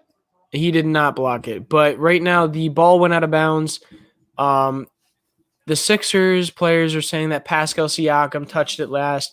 Right now they're going to an official review to see who knocked that ball out of bounds, to see who gets possession with a minute 23 left on the clock. The score is 93-91 Sixers. We will see. They're showing a replay right now, and it's looking like it's going to be the Sixers ball. Pascal Siakam was the last one to touch it as it went out of bounds. Woo! So it is looking like Sixers ball with a minute 23 left on the clock. Sixers up 93-91. I'm way behind you, bro. Sorry. I just went into a review. Thunder Dude says, I'm sweating for real. Bring in the sniper. People are saying that it's Sixers ball. Yep. Oh, that's 100% Sixers ball. Let's go, Chris Dunn. Let's go, baby. Let's go. Here we go. Let's go, Sixers. That is fantastic. Gotta love baby. it. Dabs might need to mute. Actually, that's a bad idea. That's not a bad idea. Sorry, Justin. Yep. I might have to do that pretty soon here. It's all right. Listen, I'm giving you spoilers, but I'm trying to keep the fans occupied, make sure they know what's going on. Stay fired up. Ben Simmons bringing the ball up. I guess I should probably invite this. I'm going to invite Tiago right here before I forget. Yeah. Come on, find him. Yep, find him. Hit it. Yeah, Seth Curry from 3. Minute left on the clock. 96-91 Sixers. Joel with a double team down on the block. Finding an open Seth Curry at the top of the key. Gotta love it. 96-91. Kyle Lowry letting the ball come up the court at the three-point line. Tobias Harris on Kyle Lowry. Steps back, shoots it, misses the mid-range jumper. Ben Simmons with the rebound, taking the ball up the court. Gotta love it. 50 seconds left on the clock. 96-91 Sixers. Ben Simmons driving in, passes out the Joel Embiid. Shot, mid-range. Shot. Kyle Lowry dribbling the ball up the court with 35 seconds left. 96-91 Sixers, and it's a steal from Danny Green. Tobias Harris has the ball. It's looked like it's going to be a foul. Looks like they're going to go for a foul. Pascal Siakam fouls Tobias Harris, bringing it to the free throw line with 25 seconds left on the clock. Tobias Harris going to the free throw line. Sixers up 96-91. Gotta love it. It's looking good for the Sixers right now. We'll see if they can pull it out for the W. Oh. And we get to see Deibler's reactions as he sees everything later. But listen, once again, I'm going to remind everybody, make sure you stick around. We are going to be doing a post-game show right after this. Dibes is happy. I'm happy. Everybody's happy. Let's go, Sixers. Let's go. Seth Curry with a clutch 3 at the end of the game to get the momentum shifting even more. Tobias Harris at the line now. We'll see what he makes. First one is good, 97-91 Sixers. Nasty Nizzle, I would definitely pause my TV so we could line up, but I'm not capable. Wow, what a stretch there. I'm incapable of pausing my TV, Nasty Nizzle, or I would. That was fantastic. That was awesome. A really good run for the Sixers. It is now 98-91. Tobias Harris sinking both his free throws. We gotta love it. Yo, this was a good game. Sixers up 7, baby. Yep. This is a good game. Yo, Chris. Dives. What's up? So I have a bet right now. I had a bet on the line. Seth Curry hits 3 threes for the Sixers win. that bet's looking good right now. He's 3 for 6. That's awesome, man. I mean, we're all right. So, what are our top takes, guys, before we start our post-game show here? I mean, obviously, since the Embiid went down, went to the locker room, was holding his hamstring. That second he returned, he's like the team has just completely changed, and that includes Tobias Harris. Tobias Harris has been huge in this second half. What are your guys' takeaways so far in the second half in this game? Looking like a Sixers W right now, knock on wood. But my goodness, man, what a turnaround! What a freaking turnaround! Yeah, something I want to say quick is I don't necessarily think it was just Joel. I think the Sixers had a pretty good offense going when Dwight was on the floor as well in those minutes in the fourth. Dwight also played pretty good defense. It seemed like in the paint this game. It seemed like he wasn't fouling as much, which is what you would need to see from him. So it looked like he was playing pretty good when Joel had to go out of this game. Awesome. We'll see what happens though. This game is still not over. You never know with Kyle Lowry. Right on, man. Right on. It seems like they have to foul. Ooh. Again, we will be doing a post-game show, and with the voice of the people, my man, the Philly _Madness. What's going on, Rob? Hey, you watched that game tonight, and obviously I'm well, I literally just ran downstairs, so I wanted to hop on with you guys. I texted you, Dodge. I said, "Yo, they win this game. I'm hopping on because." Rob. So here's my problem with this. Yesterday, you came on with us I think it was for halftime, and they didn't win, and you don't come back on with us. But now they're winning, and now you come on for the post. Come on, man. No, I'm a child. He just called you a front runner. He just called you a front runner, Rob. Take it. I mean, I am. I mean, to a certain extent, like when they're playing as poorly as they did the other night, I just don't have in a 72 game season. I don't really have the time for it. But when you look at what happened tonight, where a team hits 18 threes, you shoot 20% basically for the first half, and you find a way to win this game on the with some really crucial stops. And I think what's most exciting for me is Seth Curry finding a little bit of a stroke there, as literally he missed 1 3 in that second half and all of a sudden Twitter went nuts like, oh, so Seth can't shoot anymore because now that he's in Philly. Like, yo, just chill. Guys, and I think and he is not wrong at all when it comes to defensively stepping up. The starters in all had 2, 4, 6, 7, 8 steals, 2, 4, 6, 7, 8 blocks. The starters had 16 defensive plays like on the stat sheet in all. Like that's impressive right there.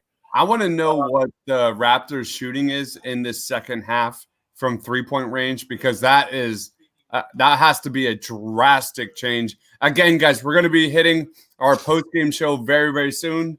We got my man Rob, the voice of the people, joining. Again, thank you everybody here who has been commenting. Please give a like, give a subscribe. Follow my man Rob, the voice of the people, on Twitter at the Philly _Madness. My man Justin at J_Persichetti. Yep. You're getting it. You're getting it, Dives. Look at you. Yeah. All right. So everyone, thank you again. We're going to be doing our post game show. We'll probably have like a 30-second to 1 minute intermission, aka me making a Jeff and Coke, and then we will proceed. And I think we got Tiago joining, and there he is, the man, the myth, the legend. I came on for no other reason than I haven't seen Tiago in like 4 days, and I missed him. So, Rob, are you feeling good now that the Eagles are done? I'm feeling so good that I don't even have to worry about them. And I just watched the Sixers team, who very easily could have gotten blown out tonight with the way that they shot in the first half. Find a probable win, really, if you think about it, the way that this game was playing out. Insane, man. That Tobias Harris defense at the end. Ooh. Oh, my God. Seth barely got that ball without going out of bounds right there. They're going to make this hard on us, aren't they? Oh, yes, they are. Oh, my God. It is the Raptors. It is Kyle Lowry. Why would they not be making it hard on us? Question for you guys. You guys hate Kyle Lowry more or less after tonight? We actually had a lot of conversations about Aaron Baines, like in who we hated more. So I hate Aaron Baines more. Like Kyle Lowry, I will always remember his run at Nova. So it's hard for me to ever fully hate him because I remember just that team, and they were really a fun team to watch. But he does drive me nuts on the court because all he does is bitch and complain. Yet he's one of the bigger floppers in the NBA. I'll watch like Lowry against the Celtics. I'm like, man, Lowry's like tough. I like him. And then he'll play the Sixers. I'm like, get this guy off my screen. Like, I can't watch him. I can't watch him. What is Nick Nurse like? So obviously, I'm way behind you guys. Nick Nurse has been yelling for about 5 minutes at the officials. What did I miss? I think it was about Seth Curry's out of bounds play right there. When Seth got the ball, maybe they're saying he stepped. I don't have my sound on, but maybe it's Seth Curry stepped out of bounds. Maybe he fouled him to get the ball. I'm not sure, but I wouldn't be surprised if it was about that. Matt McGinty, TPL Zone, saying he went to Villanova, no Lowry slander. I mean, it seems like a lot of guys in here are either Temple fans or they're North Carolina fans. So I don't know if you could say that in this one. I don't know, Tiago, who do you support? My affiliation lies with Penn State, so I couldn't care less. Nobody in here cares about Villanova. Yes. So, no, you're Penn State. Rob's a Tar Heels guy. No, you're a Tar Heels guy. My bad. I'm a Tar Heels basketball guy. I'm a Penn State football guy. Oh, so you're a bandwagon. Well, I mean, if I'm a bandwagoner, I don't know why the hell I'm rooting for Penn State football. Hey, I mean, maybe you just like Trace McSorley and the coach. I want to punch James Franco in the face basically every Saturday. we had a 2-year run and then everything went downhill again. Yeah. Listen, I went to one Penn State game and we're going to be doing a post-game show very soon here. We're wrapping up. We're wrapping up, man. What a just unbelievable turnaround. I told you guys. And that's the game. 100 Philadelphia, 93 Toronto. At the end, Aaron Baines misses a layup. So, by the way, there was they got Rob and Tiago. There was a guy in the chat earlier that said he bet $2,000 that on the under of Aaron Baines making 1.5 threes, and he got his bet. Oh my God! Aaron Baines didn't make it. That's right. It didn't count. No, he didn't hit any threes. Yeah, at all. Yeah, so he hit that bet. I'm happy for that guy. I think he should send us some of that. Just gonna be honest. But should send the shot clock operator. Yeah, great win. It was a gritty win, but Joel going for 29 for 7 for 17 from the court. Or from the field. I think he only missed one free throw, and I think he shot it like 14 times. Yep. So you love to see it. Great win. I'm actually on. I don't know how you guys feel, but I was honestly surprised that we won this game based on how we were shooting in the beginning of the game. I say we do the post game right now. Yep. Good idea. All right. All right, guys. Going into post game. Here we go.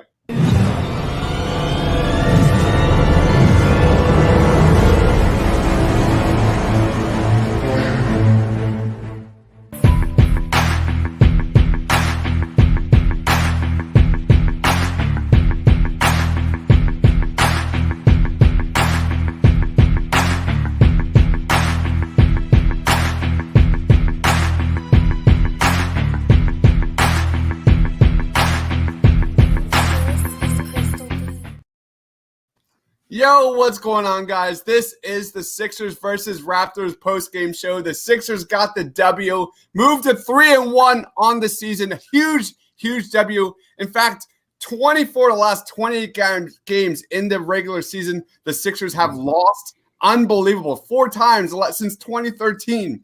But the drought stops now. The Sixers got the W. They beat the Raptors 100-93. Today, we're going to talk about our top takeaways.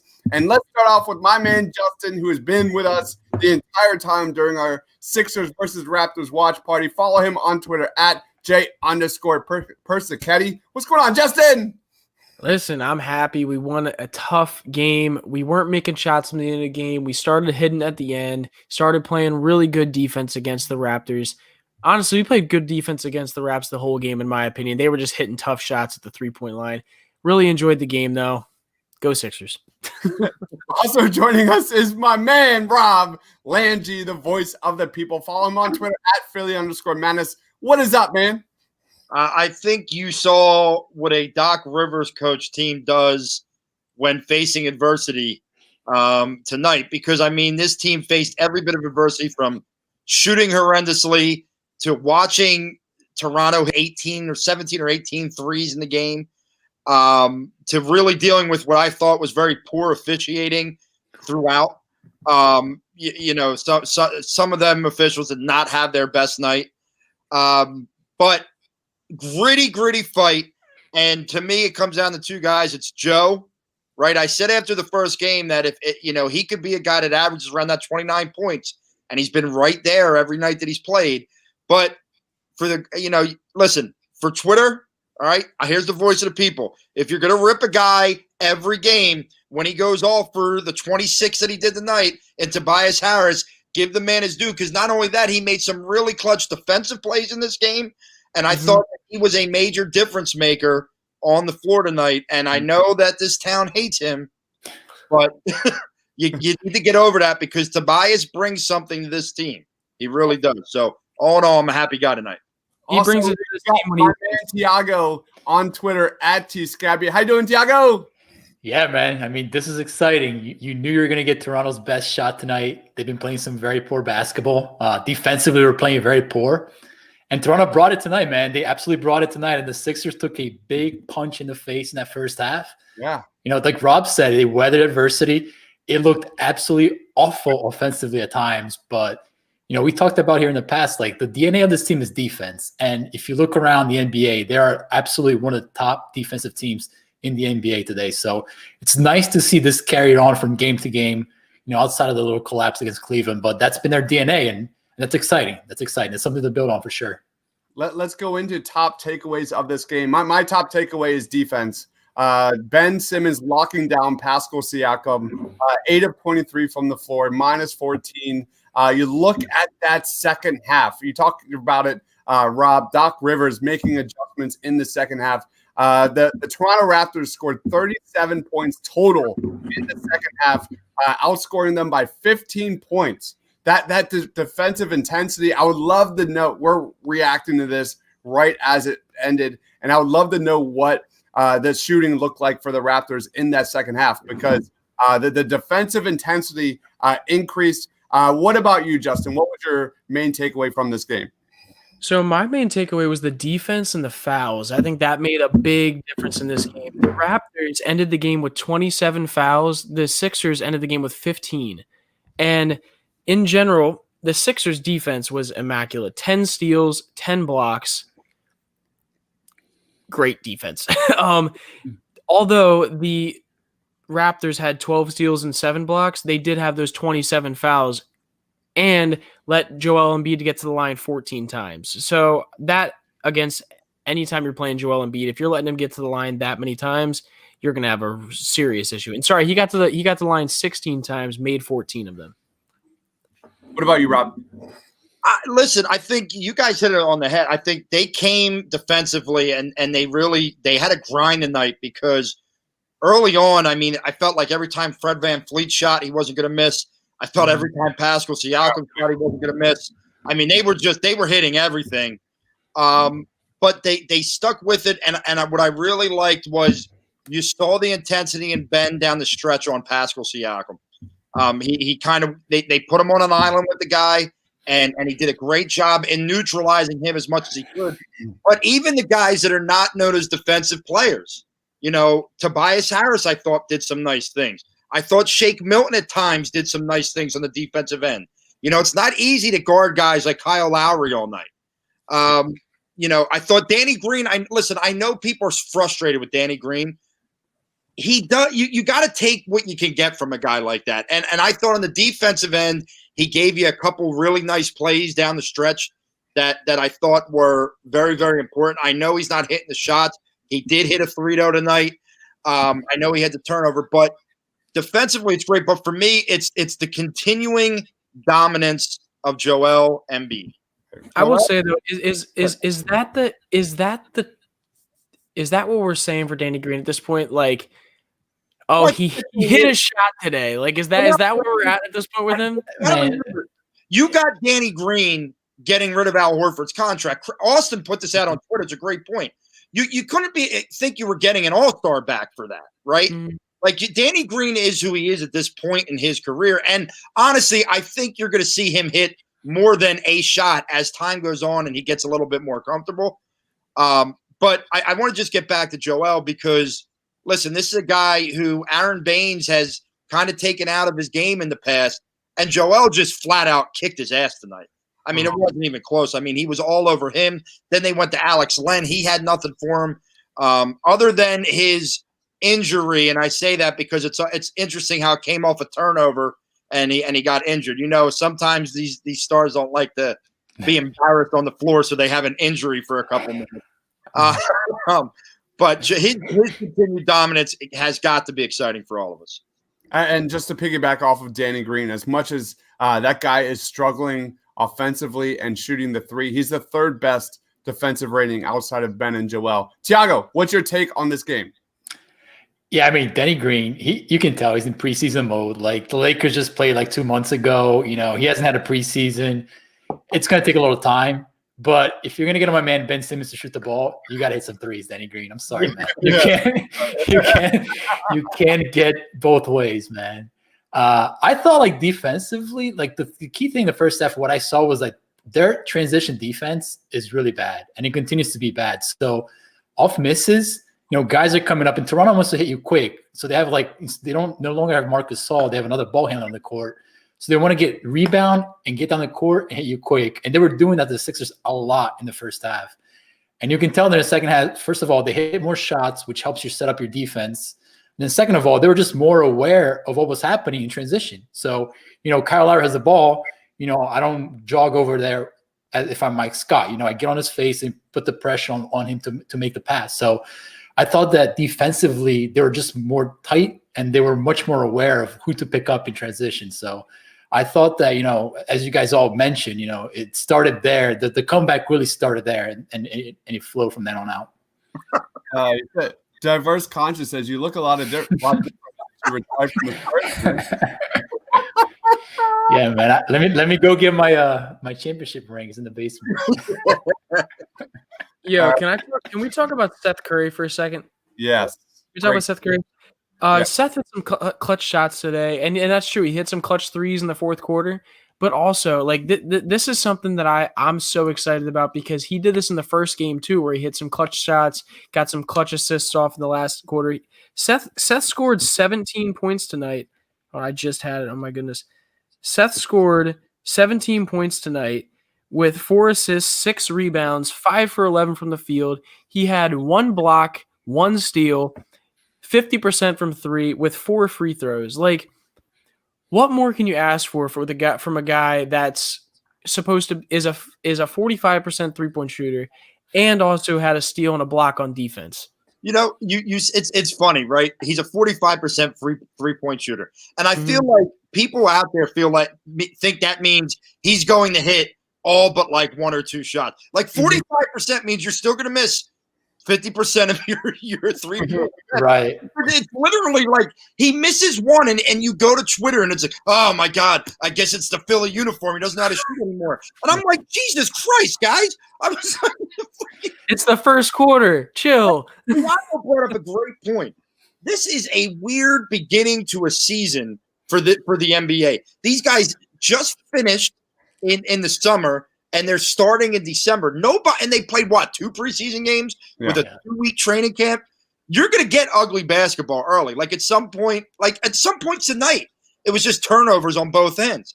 That's what's going to happen. These guys aren't ready for this yet. Yeah, I mean, watch the Lakers last night against Portland. That second half, they looked tired. AD took something like 12 shots. He wanted none of that, what was happening last night. So it's around the league. Obviously, the Sixers have bigger issues to figure it out offensively, but the sloppiness is across the board. I will say that the fact that the Sixers are 3-1 right now and we're this sloppy at times should show people how good this team could possibly be. The fact that we can come back in a game like this where it's looking terrible in the first quarter, especially against a Raptors team that has congruency, that's been together for the past few years, that shows a lot for the Sixers, in my opinion. We had some hate on Seth Curry today during the live stream. This is a guy that had a 71% true shooting percentage, nearly 20% assist percentage, and his offensive rating was 143.7. Imagine what that's going to look like tomorrow. So, like I said, you're going to take some time to develop this offense, but you got to love what you see from defense. Let's dive into player of the games. Marquise says, I don't want to say this, but in my book, Tobias Harris is my player of the game in my book. Thiago, lead us off. Who is your player of the game tonight? Yeah, I'm going to go with Tobias. Listen, Joel's Joel. I expect every night Joel to be that kind of player, but Tobias took on the extra load tonight in the fourth quarter. He was the one creating the shots off pick and roll. He was the one drawing the tough defensive assignments on Kyle Lowry. And he was fantastic, man. He made plays on both ends of the court. He's processing the game much faster, passing, less dribbling, shooting off the catch. Is he ever going to be worth that money? No. But this is the player you want Tobias Harris to be with the Sixers.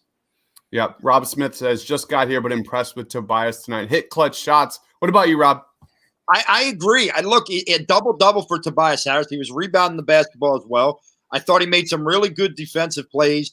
And Thiago said it. Stop thinking of the money with Tobias Harris. What you got tonight may not be worth that contract, but that's what you need from that guy on this team. And if you get – look, to be honest with you, hopefully you don't need 26 points a night from him. But if you get 20 points a night from Tobias Harris, I don't care what the contract number is. All I care about is wins for this basketball team and for this team to make a strong playoff push. It's Tobias Harris like that, regardless of the contract that you need. Great effort by him. I'm happy for the guy because I really do like him. And I think he plays a leadership role in this team a little bit more than people understand.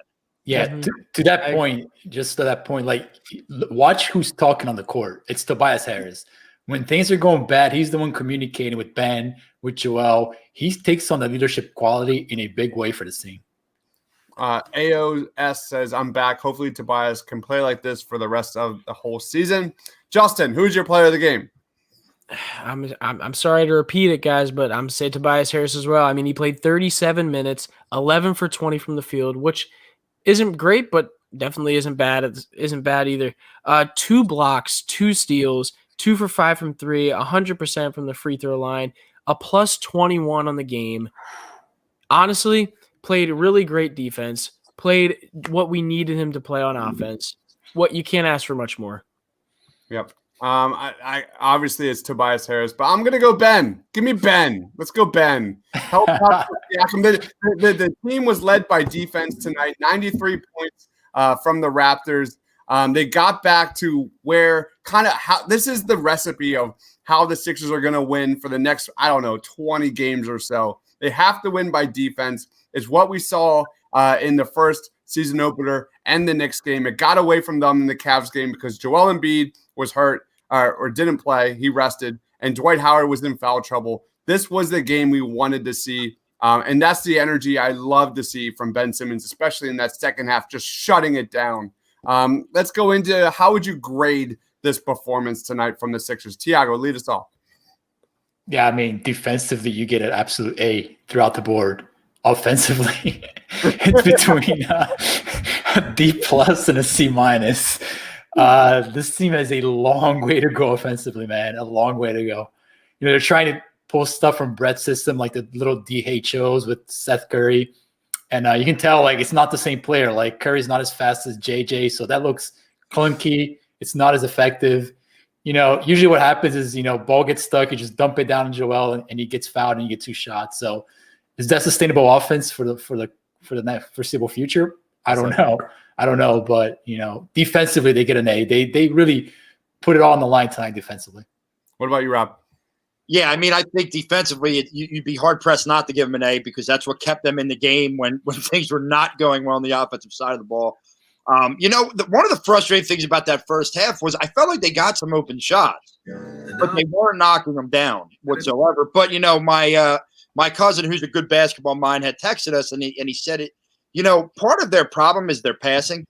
If you watch when they don't pass to the shot, you know what I mean? Their passes are off, which makes a guy take more time to gather himself to get that shot up. Hence, you're going to miss more shots doing that. So, I think some passing drills may actually help them shoot better, as weird as that sounds. And like I said, I expect that to come. I didn't expect the offense to be a finished product in the beginning of this season. But they do have some work to do.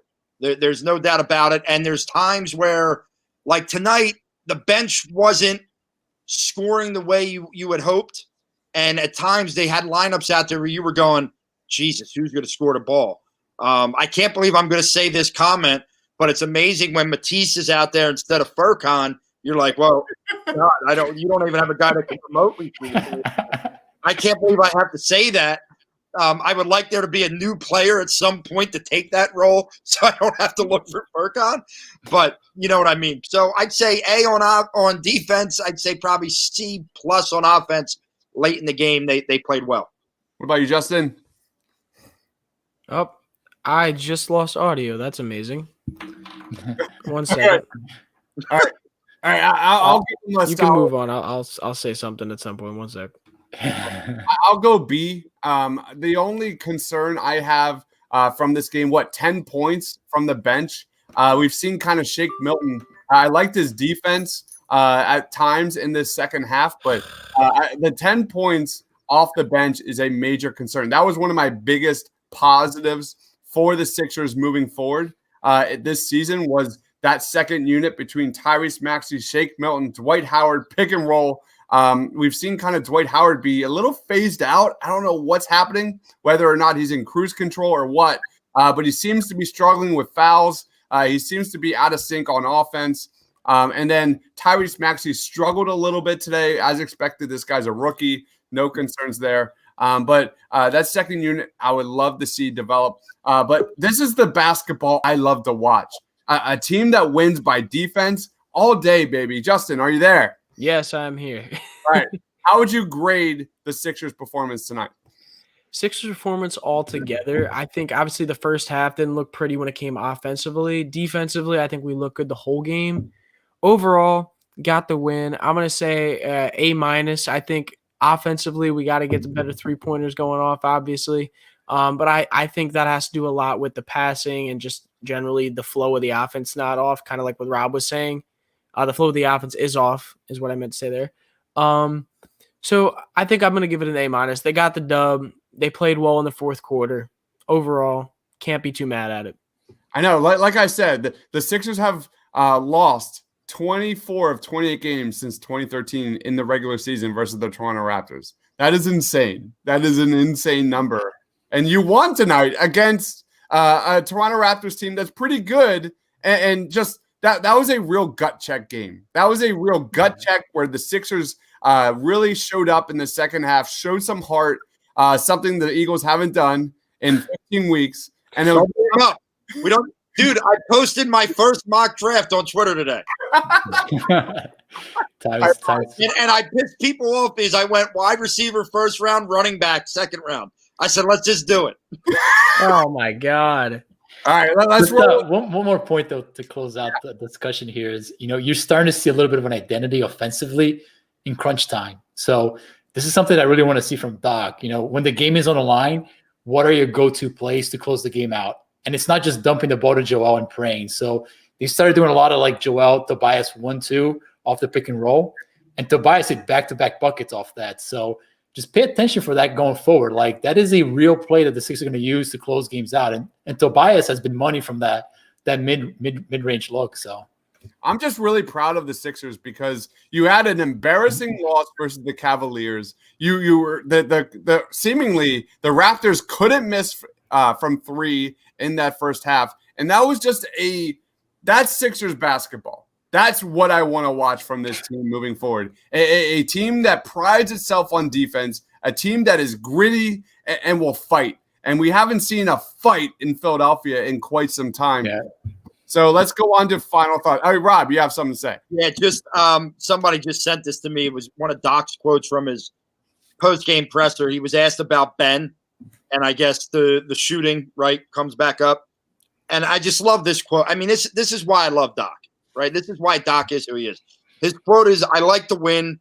I love the way he runs the team. I love the way he defends. That's for you guys out there to choose to obsess over what he doesn't do." Yes, thank you. That is what we're trying to say. Like, I understand that there was the one play tonight where they all stood in the lane and Ben was wide open on the wing for 3, right? And actually, John Clark actually tweeted out and said, "Tough to play that way."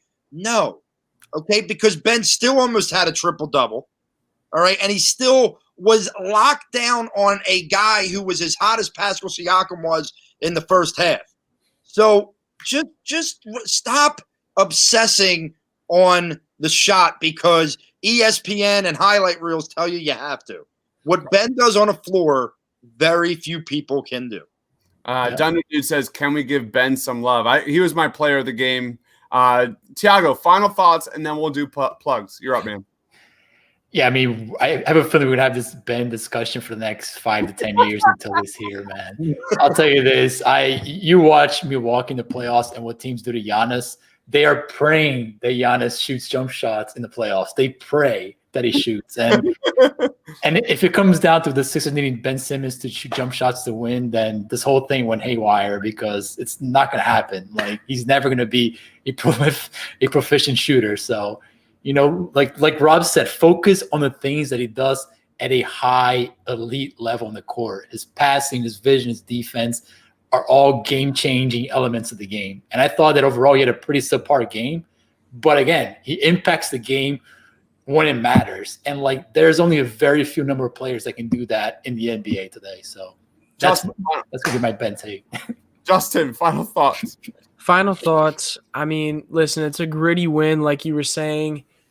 I love when the Sixers win, so I'm liking that. Tobias Harris stepped up today and did what he had to do, and you love to see that with all the hate he's been getting. Joel Embiid gave that same old 29 and a double-double. We love to see it.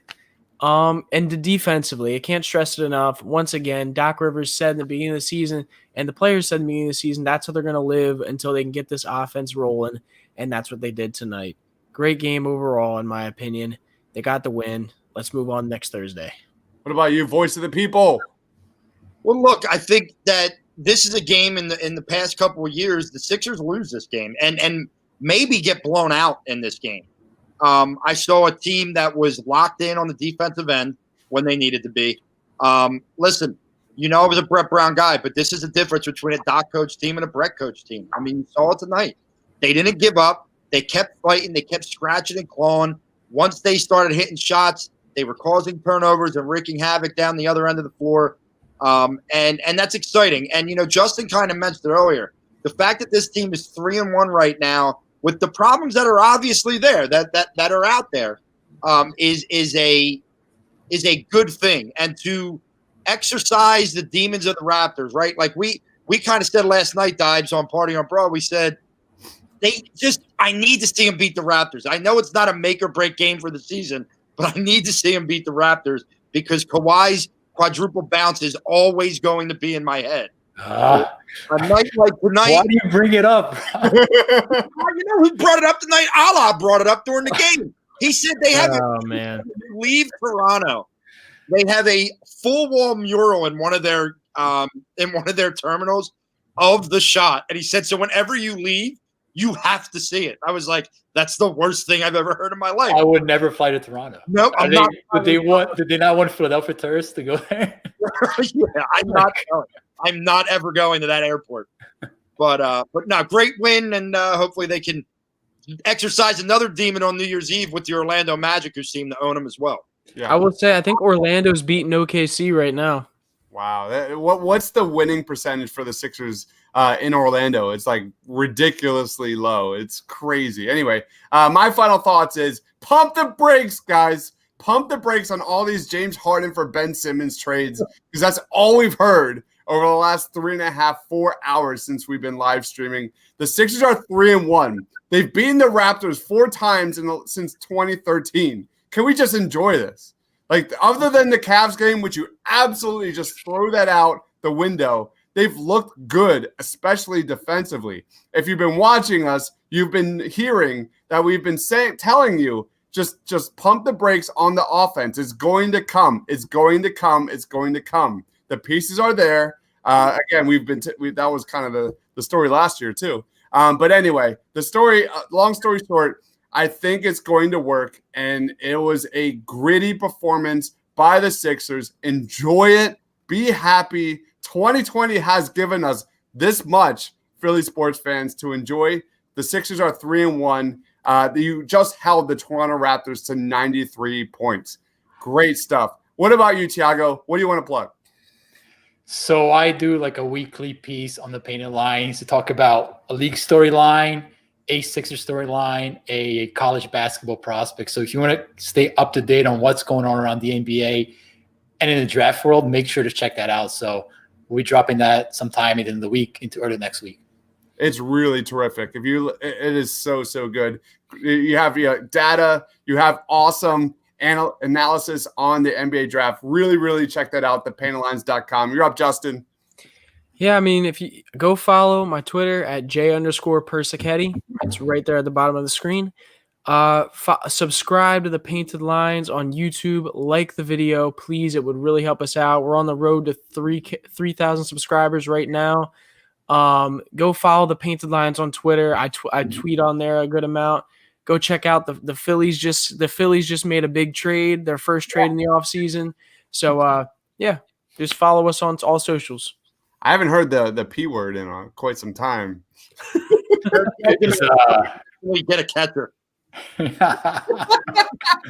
Yeah, so the Padres trade for like 3 All-Stars. And the Phillies get like a bullpen guy. Let's go. Did this week after they signed Manny Machado, and now they're going for it. And watching the Phillies owner cry poor with $2 billion in his bank account enraged me about that. But Rob, we got a reliever, baby. Let's go. Yeah, we got a reliever. Get me JT, and I'll be back in business. All right, Rob, what do you want to plug? All right, so Voice of the People, I'm going to record tomorrow my New Year's resolutions for the Philadelphia sports world. They're not going to be happy. I'm going to rip a lot of people and probably make some enemies in the business and on Twitter. And you know what? That's what the new year is all about. It's about doing what you feel is right, and what's right for me is to piss people the hell off. So I'm going to record that tomorrow. Maybe we'll put it out on New Year's Day as a Happy New Year to you. Who knows? We'll see. We'll see how that works. And then you can catch me on with Party on Broad with the Madness. Follow me at Philly_Madness. Fantastic. All right. Thank you, everybody here, for commenting. Please be sure to like. Please be sure to subscribe. The comments were outstanding tonight, as well as the views. I just want to say thank you, everyone here, especially our regs that have been just consistently commenting and joining with us. Just a total blast. The Sixers moved to 3-1. We will be back on Thursday for New Year's Eve. The Sixers take on Markelle Fultz and the Orlando Magic. Maybe we can get that monkey off our back. Don't forget about Cole Anthony and Nikola Vucevic either, dude. Vucevic gives us hell. Yep. So that'll be fun. Tomorrow night, we've got the Faithful Fanatics. I think 5 o'clock, and the Daily Dose at 6 o'clock. And I believe we have Flyered Up to get you ready for the Philadelphia Flyers season, which I think goes down around a couple weeks from now. I know, Rob, we're going to have to start really double dipping on these Flyers, because I'm excited, man. I cannot wait for the Flyers. We're fired up. We're fired up then? Yeah, we know you got to be. listen, our spring and fall team gave us shit this year. Our other teams need to really bounce back. We need this. We need this. All right, guys, let's wrap it up. Make sure you follow my man Tiago on Twitter at tscabia. Check out all of his work at thepainterlines.com. Follow my man Justin on Twitter at J_Persichetti. He is the one who runs our social media accounts. Give him love. Give him a follow. And the voice of the people at Philly_Madness. Check out the Madness podcast on Thursday nights with Jessica Town. It is phenomenal stuff for Rob, for Justin, for Tiago, for myself. Sixers win. Stay awesome.